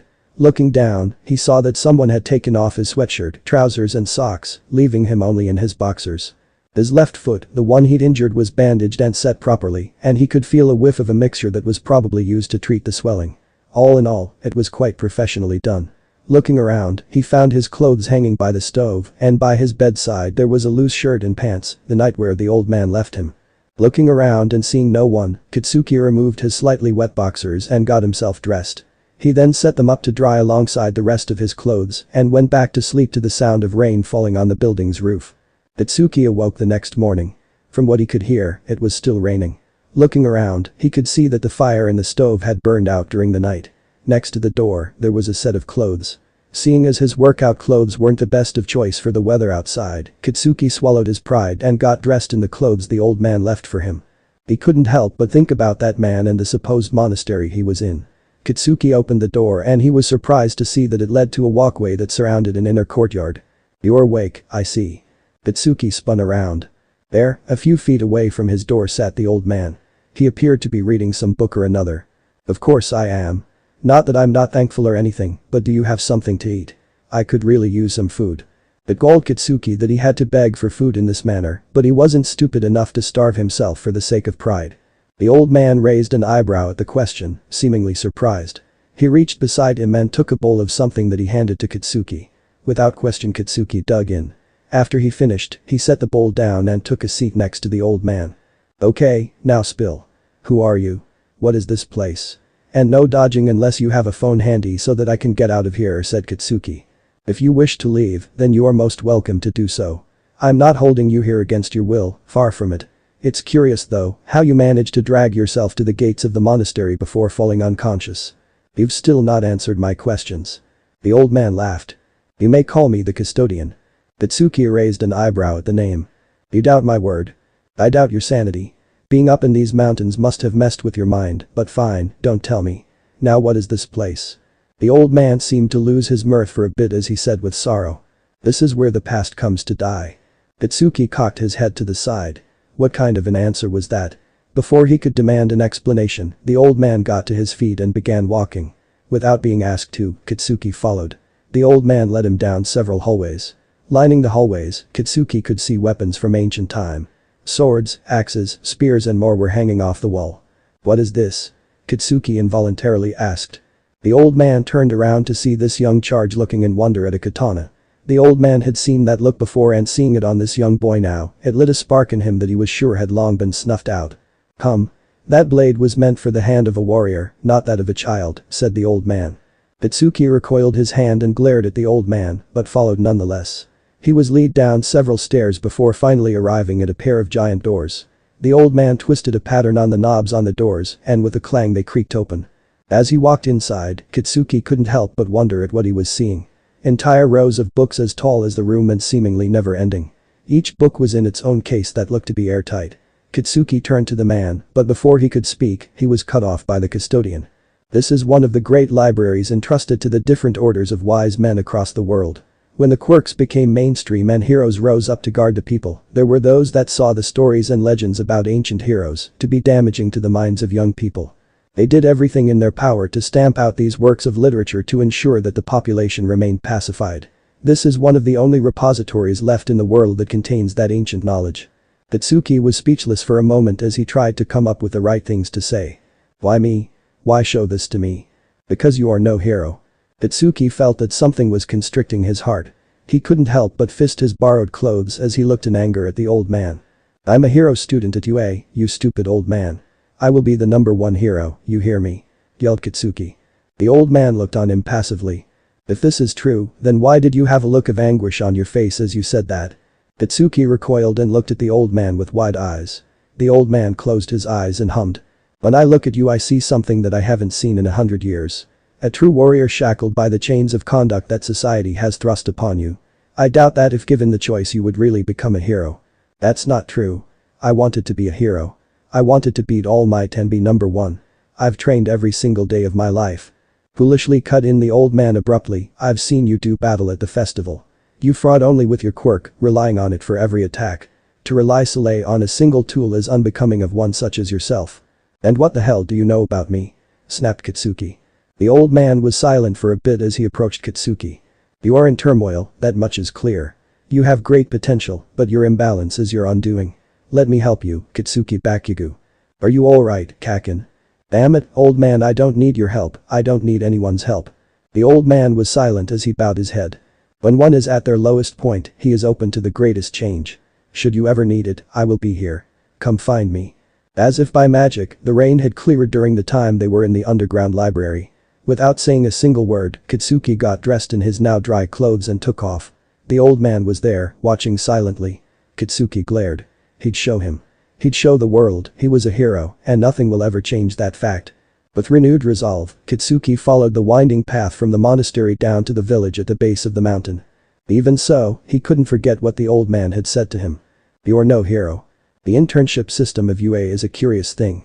On one hand, it gives students the opportunity to experience how hero agencies work and function, and on the other, it allows agencies to scout potential talents in the next generation. In a way UA has perfected a way that allows students to get a head start on their hero careers. I too benefited from this system. My internship with All Might was all the rage a year ago, and from that single week stems most my success as a pro hero. Now it's my time to play the mentor to 2 hero aspirants, Mirio Tagada and Hitachi Shinso. Originally it would not have been permitted for Shinso to take part in the internship program, and that would have been okay, because Aizawa had already staked a claim on him. No one is stupid enough to go against Aizawa in this matter, but I managed to talk him into it. While undoubtedly Shinso would be a terror with a capture weapons like Aizawa, I couldn't help but feel that he could do better with a short sword in hand. I've seen how good he was after a month of tutelage under Izuku, who is still merely a novice in swordsmanship. Shinso has a talent for bladed weapons, and even with his somewhat op quirk, he isn't like Aizawa in that he can level the playing field against most opponents. No, he needs something more than just a smart piece of cloth to get him through his career as a hero. To that end I offered my services to teach him swordsmanship. I have to say that Shinso is an incredible student. He catches on quickly and his movements are efficient. Now if only I could correct this attitude of his to be hyper-defensive in combat, I could call his training a true success. You need to pay attention to the changing battlefield, I said. Shinso glared at me as he rose from the floor and took his ready position. I couldn't help but sigh at the sight of it. It wasn't bad by any stretch of the imagination, it was just so defensive that it was nearly useless in a real fight. I took my own ready position with my Bakken. Come on, attack me, I said. You aren't going to attack me again, what are you, chicken? Bit back Shinso. I snorted and as I went to reply, I felt an intrusion in my mind similar to a genjutsu. A quick flare of chakra was all it took to rid myself of the foreign influence. That isn't going to work, Shinso, I said as I launched an lightning fast attack. In 3 moves, he was already on the ground and his Bakken was in my hand. Damn it. How are you so fast? I raised an eyebrow. How are you so slow? That was my base speed. It was true. I hadn't used a single drop of chakra in this fight. Heck, I even went as far as to strap on weights that will counteract the passive effects on my body that chakra has. You need to stop relying so much on your quirk, Shinso, I said. He looked at me confused. But isn't the training that we're doing now supposed to help me be a better fighter with my quirk? He asked. I looked at him. Is that what he thought we were doing? No, the point of all this is to help you get a better grasp on swordsmanship. This is meant to add another tool to your arsenal and help when mere hand-to-hand combat, and your quirk is not sufficient. He was still unconvinced. Tell me, would you have been able to beat the girl Form 1B in the sports festival without your sword? No. Exactly. Stop looking at this training as something that will help your quirk. Your focus on your quirk is a fallacy that can be your downfall. In fact, it has been the downfall of many heroes in this age, where quirks are viewed as the answer to all the world's problems, I said. Shinso nodded and went on the attack. I defeated him in 2 strikes. After I pulled him up, I went over his stances and techniques, explaining when and where to use them and how to do so. Training Shinso is a lot of work, but it's not as much as it had been with Izuku. Don't get me wrong, Izuku is an excellent hand-to-hand combatant with a healthy dose of long-range ability for good measure, it's just that he's shit with weapons. Not that I can blame him for that, everyone has different preferences when it comes to combat, but I did make sure that he was at least passable in a sword fight, should he ever need it. I left Shinso to rehearse the katas for the technique I just showed him. I hope that he will become competent enough to switch to sparring with each other soon. Just practicing won't do his reflexes any good, and they are already terrible. As I passed through the door to the training room, I spawned a shadow clone to stand by it and inform me should Shinso want something, or if someone else entered the room without my permission. Secrecy was key to Shinso's success as an underground pro hero, and I can never fully trust the people that work for me at my tower. Because the agency is so big and a center for one of the biggest hero factions in existence, there is a lot of traffic throughout the lower levels, and I can never be too sure if the lower ranks of the agency aren't on someone's peril as a spy, or if they would simply spill info to a news station for a large sum of cash to make their life better. It was a sad fact, but one that I had to take into account nonetheless. Still, this situation did come with a silver lining. I walked out of the elevator I had previously taken and headed for one of the training rooms on the lower floors. As I entered, I was treated to an amusing sight. Mirio was fighting against one of my clones, while another, hinged as an old man dressed like the stereotypical mystical sensei that one would expect to find in a mountain somewhere, was pointing out the flaws in his technique. Speaking of such figures, I should really go see what old man Jan is doing these days, and if he's given up on that ridiculous codename of custodian, not that its meaning was wrong. That man was easily one of the strongest martial artists still alive, having been born at the time where there wasn't even the notion of quirks around. It's ironic that, as he trained as a Buddhist monk, he manifested the quirk prime life. While he does continue to age, albeit at a much slower rate, he's still as strong as he was in his prime. I should know, after all, he kicked my butt more times than I can count when I was a kid. Even to this day, without chakra enhancement, I couldn't stand a chance of beating him in a pure Taijutsu match. Anyways, back to Mirio. In the 3 days he's been here, he's made quite some progress honing his combat skills. Having to deal with an opponent that used battle precognition made sure of that. He learned to be unpredictable, though I'm not sure how well this would work against someone like Nighteye, but it was more than sufficient to give my shadow clone a run for its money.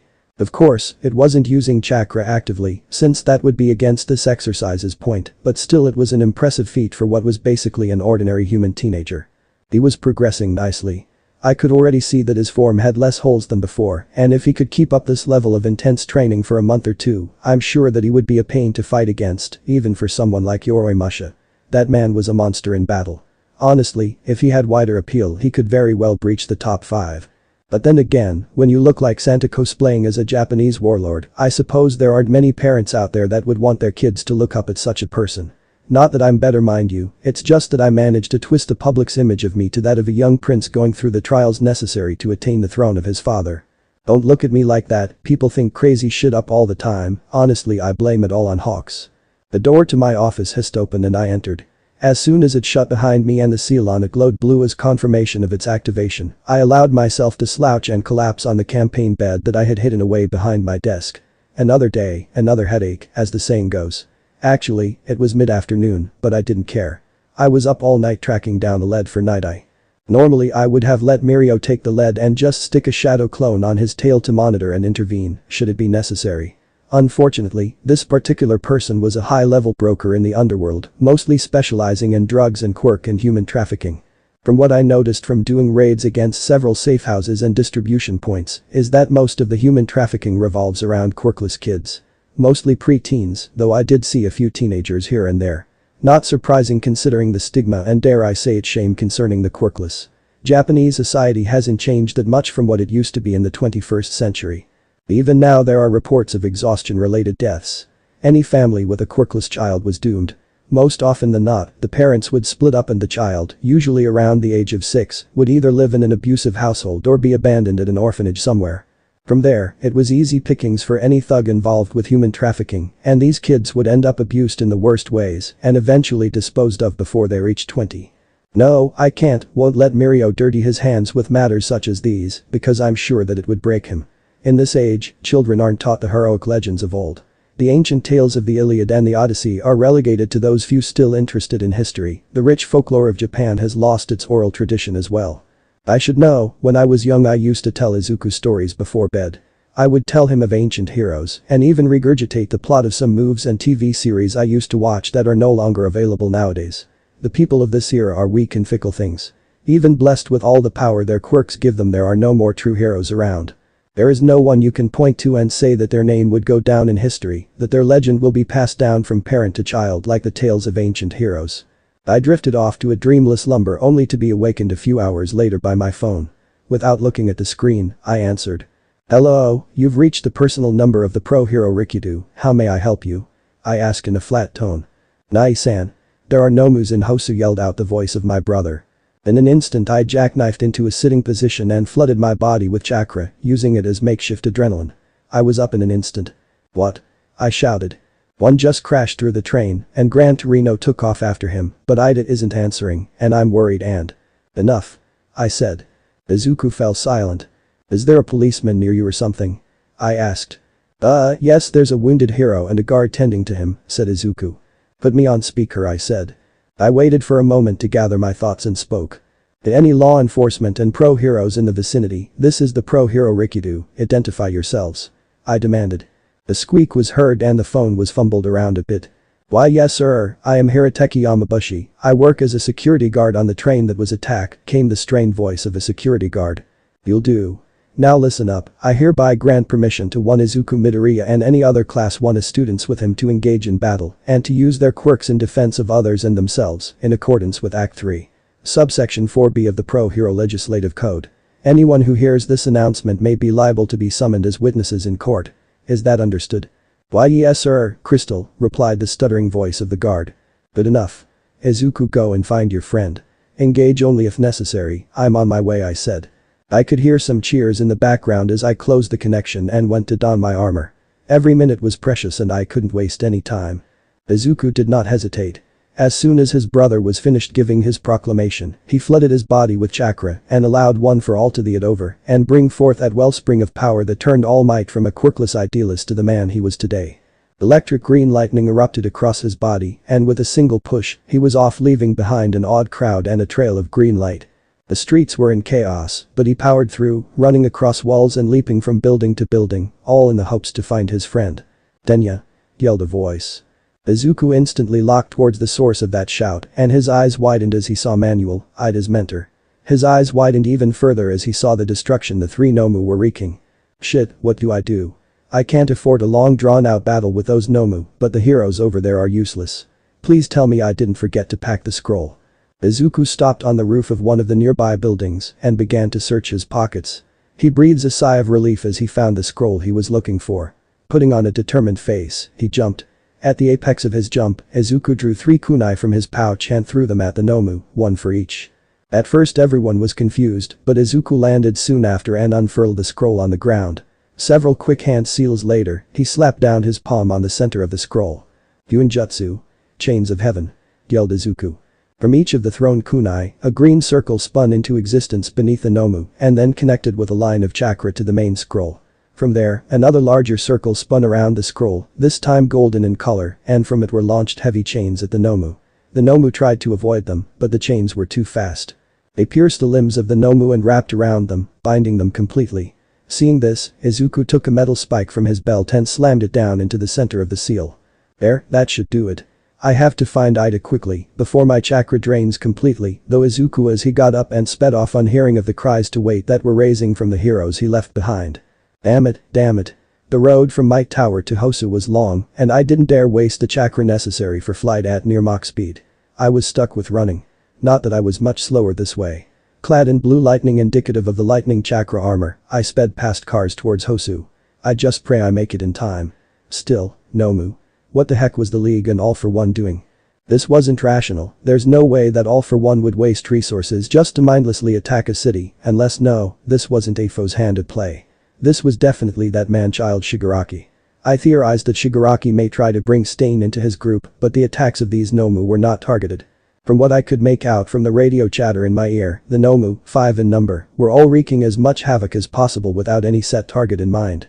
No matter, I would deal with them later. It's more than likely that Stain has had a fallout with the League, and this is just some sort of twisted pissing contest started by Shigaraki because things didn't go his way. Such a thing would not be out of character. Even so, this pissing contest was costing thousands in propriety damage and more than a few human lives. I shook my head. I can't afford to have rage and anger cloud my judgment. For better or worse, Izuku was there and he was powerful enough to beat the Nomu that stood in his path. From what I heard, Endeavor managed to cook one alive, and they seemed to be reacting slower than the ones I fought at USJ. This just further supports my hypothesis that this attack is just Shigaraki throwing a temper tantrum. I need to get there faster. My chakra flared and even more condensed lightning-natured chakra was shunted from my coils to my muscles, skin and nerves. Spreading his senses out, Izuku tried to locate his wayward classmate. Damn it, Nai-san's still better than me at this, and I'm supposed to be the one with the op-sensory ability. Yelled Izuku in his head.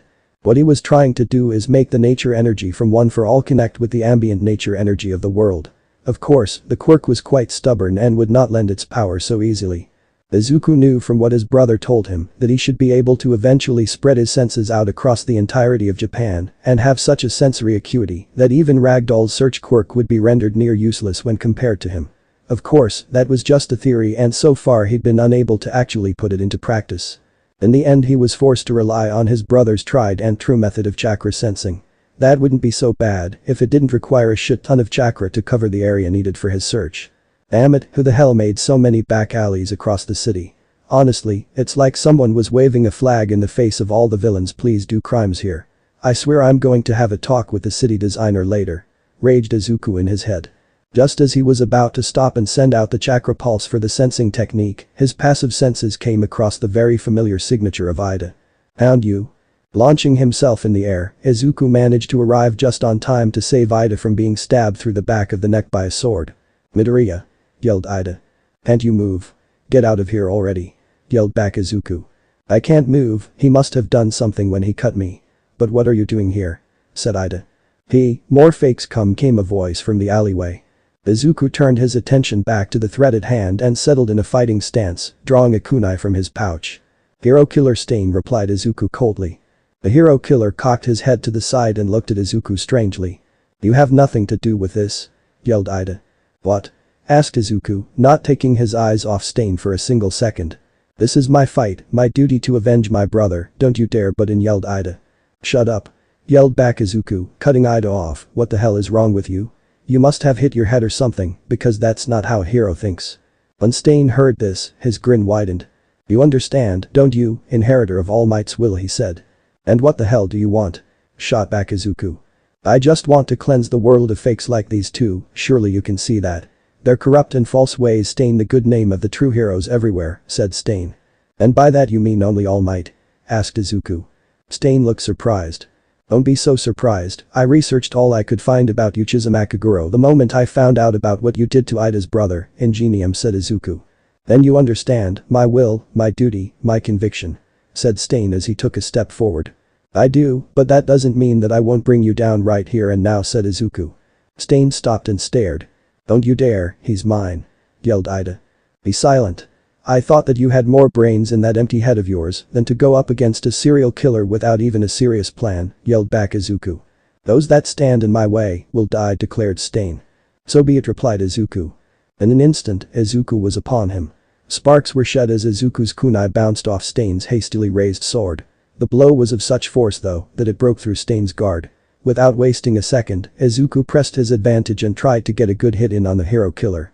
Unfortunately, Izuku's original assessment on Stain's martial prowess was wrong, and the latter aimed to catch Izuku's fist with his offhand and bring down his word with the other in an attempt to kill Izuku. The blade was stopped dead in its tracks by Izuku's kunai, settling the two in a lock. "You're good, who taught you how to fight?" asked Stain. Izuku didn't reply, but instead he grabbed onto the wrist of Stain's sword hand and pulled down on his hands, causing his head to come smashing down in Izuku's knee. Now dazed, Stain was kicked into a wall with enough force to shatter it. "That, you don't need to know," said Izuku as he stalked the hero killer. He knew that the was not out, even if the kick had broken a couple of Stain's ribs. That was proven true when a moment later, Stain re-engaged Izuku. Izuku blocked his strike but was unable to prevent Stain from disengaging and throwing a knife at him. Thinking it was meant for him, Izuku dodged. Moments later his eyes widened as he deduced that the knife was not aimed at him, but at Ida. Without a second thought Izuku folded a hand seal and was instantly replaced with the knife, leaving the knife to fall harmlessly to the ground. Rising from his crouched position, Izuku glared at Stain. "Really now? Attacking non-combatants, do you not have a single shred of pride within that disgusting soul of yours?" "TCH, I need not take any pride in my work," said Stain. "That's not what I meant," growled Izuku. "Midoriya," yelled another voice. Izuku's head immediately snapped to the source of the sound, and to his great surprise, he saw Shoto at the entrance of the alleyway. That was all Stain needed as he charged Izuku, only to be cut off by a huge wall of ice. Seeing his opening, Izuku picked up Ida and pulled back to the entrance of the alleyway. "What's happening to the seal? It's draining my chakra faster than it should. If this goes on, I will have to sever the connection to the seal matrix through Izuku." With his prey gone, Stain turned his attention back to Native, the hero he originally intended to kill. Just before he reached him and killed him, Izuku appeared, cutting off his access to him. "TCH, annoying brat," said Stain as he was forced to dodge a barrage of kicks and punches. "My strength is diminishing, and one for all isn't helping much either. Something must be seriously wrong for the seal to draw that much chakra." "Nai-san, hurry up," thought Izuku. Right behind Izuku came Shoto, who gingerly picked up Native and began bedding back to the small ice fortress he made around Ida. "No!" cried Stain. In a feat of extraordinary gymnastics, Stain twisted around and kicked Izuku away as he went into a dead sprint for Native and Shoto. Just as he was about to reach the two, Izuku yet again appeared between Stain and his target. Deciding to be proactive for once, Izuku caught the sword by the blade and broke it. That act stunned Stain just enough for Izuku to be able to shove his fist in his stomach so hard that Stain was instantly launched back and smashed against a hastily erected wall of ice. Deciding that discretion was the better form of valor, Izuku snatched up both Shoto and Native and retreated to the ice fort that housed Ida. "Keep them safe," said Izuku. Shoto nodded and resealed the ice fort, all the while bolstering its walls. Turning around, Izuku stared down the now manic Stain. "You dare impede my mission?" raged Stain. The hairs on Izuku's neck stood up at the feeling of bloodlust that Stain was emitting. "I need my full strength. I just hope that I bought enough time for the heroes to deal with the Nomu. Fuinjutsu. Kai." Izuku took his stance, and with his reserves dwindling dangerously low, he called upon one for all. "Even with this measly 3%, I swear I'll save everyone." I arrived just in time to kick off a Nomu from Gran Torino and shove a Rasengan through its chest. "Are you alright, old man?" I asked. I may have gotten old, but I'm not helpless, boy," replied Gran Torino.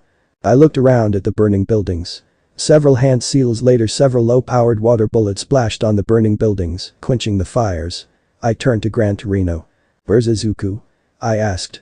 "I left him back on the train, he should be safe," replied the old man. This stunned me. "You what?" "I thought that he was calling me for backup before heading off with you." Gran Torino looked at me, seemingly understanding what I'd done, and placed his head in his hands. "That damned brat, he's going to be the death of me," muttered Gran Torino. "Go and search for him." "I'll be there as soon as I can," I said. Gran Torino nodded and took off. I too vanished in a body flicker to the very top of a nearby building. From there I could clearly see a good deal of the city burning. I vanished once again and appeared next to a flying Nomu. Lightning coalesced around my hand and extended in a blade-like shape. The Rikiri swiftly cut through the wing of the Nomu. The creature screeched as it fell, but it was quickly silenced by being sliced to pieces by a wind-style vacuum web. I landed next to the bloodbath and saw Endeavor battling it out with the other two creatures. One had already lost both its legs, and one arm was nothing but charred meat. The other one was tricky in that it had a chameleon function. A quick flash of chakra and my Sharingan powered up in my eyes. With these eyes I could clearly see the outline of the creature. Several hands seal later a high-powered wind slash severed the creature in half. It fell to the ground screeching as it bled out. Secure the villains. I heard Endeavor yell as he turned and ran down the street. That somewhat confused me, but as I stretched out my chakra senses I couldn't help but feel one of Izuku's chakra transfers stuck to the ground. From the charred paper fluttering around it, I could tell that he had used this seal as a possible way to restrain the villains, even if only for a moment. I couldn't dally. This situation needed to be dealt with quickly. Izuku was breathing heavily as he took in the bleeding and injured form of the hero killer before him. The fight had been going for some time, and despite the fact that he could go all out now that the people he was protecting were safe, he didn't have the power necessary for any jutsu more chakra intensive than a replacement or a flash step. That insane would not go down. Every time they clashed, he would get injured worse and worse, and yet he would still get up. Not that Izuku was unharmed. His armor was all scratched and scuffed from when he had been grappling with Stain. It did its job, though, and kept Stain's blades from piercing his armor. So long as he didn't get a cut on his face he was safe. Honestly, it was times like these that Izuku wished he had a helmet to protect himself. Just as he was preparing to engage the hero killer once again, he heard the sound of steps on pavement. We were commanded by Endeavor to provide assistance. Wait, is that the hero killer, Stain? Asked one of the sidekicks. Head back, he's still dangerous, said Izuku as he took his battle stance once again. It was then that the heroes noticed a 15-year-old in green and black armor who was looking like he had just ran a marathon. Midoriya! Yelled out Gran Torino. This sparked recognition throughout the heroes assembled. This was the younger brother of Rikido, the symbol of strength and the one who was proclaimed as the up-and-coming symbol of hope. Even more fakes appear, said Stain. The attention once again turned to him. Their foul heart stained the society. They must be purged. Someone must be stained by the blood of these false heroes if we are to have a just society. Yelled Stain. Just then, Endeavor appeared from the corner. What are you just standing around over there, he must have. Endeavor. Faker of fakes, you must be purged. Yelled Stain in a mad frenzy. His bloodlust was so terrible that everyone froze up, even Todoroki, Aizawa and Native who had come out of the ice fort when they heard the other heroes arrive. All froze, except Izuku. He was standing as firm as ever, even if his body was all but screaming at him to stop and rest. Not yet, he told himself, not until this battle is over. Stain broke out into a run, bellowing a harsh howl that served to terrify all who heard it, all except Izuku.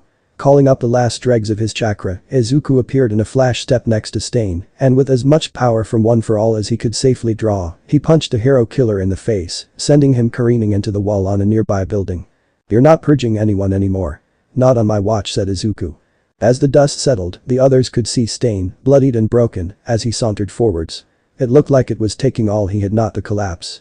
You are worthy. The only one other than All Might, yelled Stain. At that moment, like a missile from the sky, Rikido arrived, Sharingan blazing and chakra swirling around him in a veritable storm. But just like that, Stain fell to his knees and passed out. Those watching were shocked until Izuku too began to wobble and collapse, and he would have, were it not for Madara catching him before he touched the ground. This part ends here. Anyways, Stain versus Izuku. I have to admit that this isn't how I was originally planning to make this go down, but it felt right in a way. Izuku right now is more powerful and skilled than his canon counterpart. Stain just felt like the natural obstacle for both his ideals and powers. Next chapter we have the aftermath of this fight and more. On 100 likes, next will be uploaded. Now, you guys should watch this fanfic, so just click on it and I will see you all there.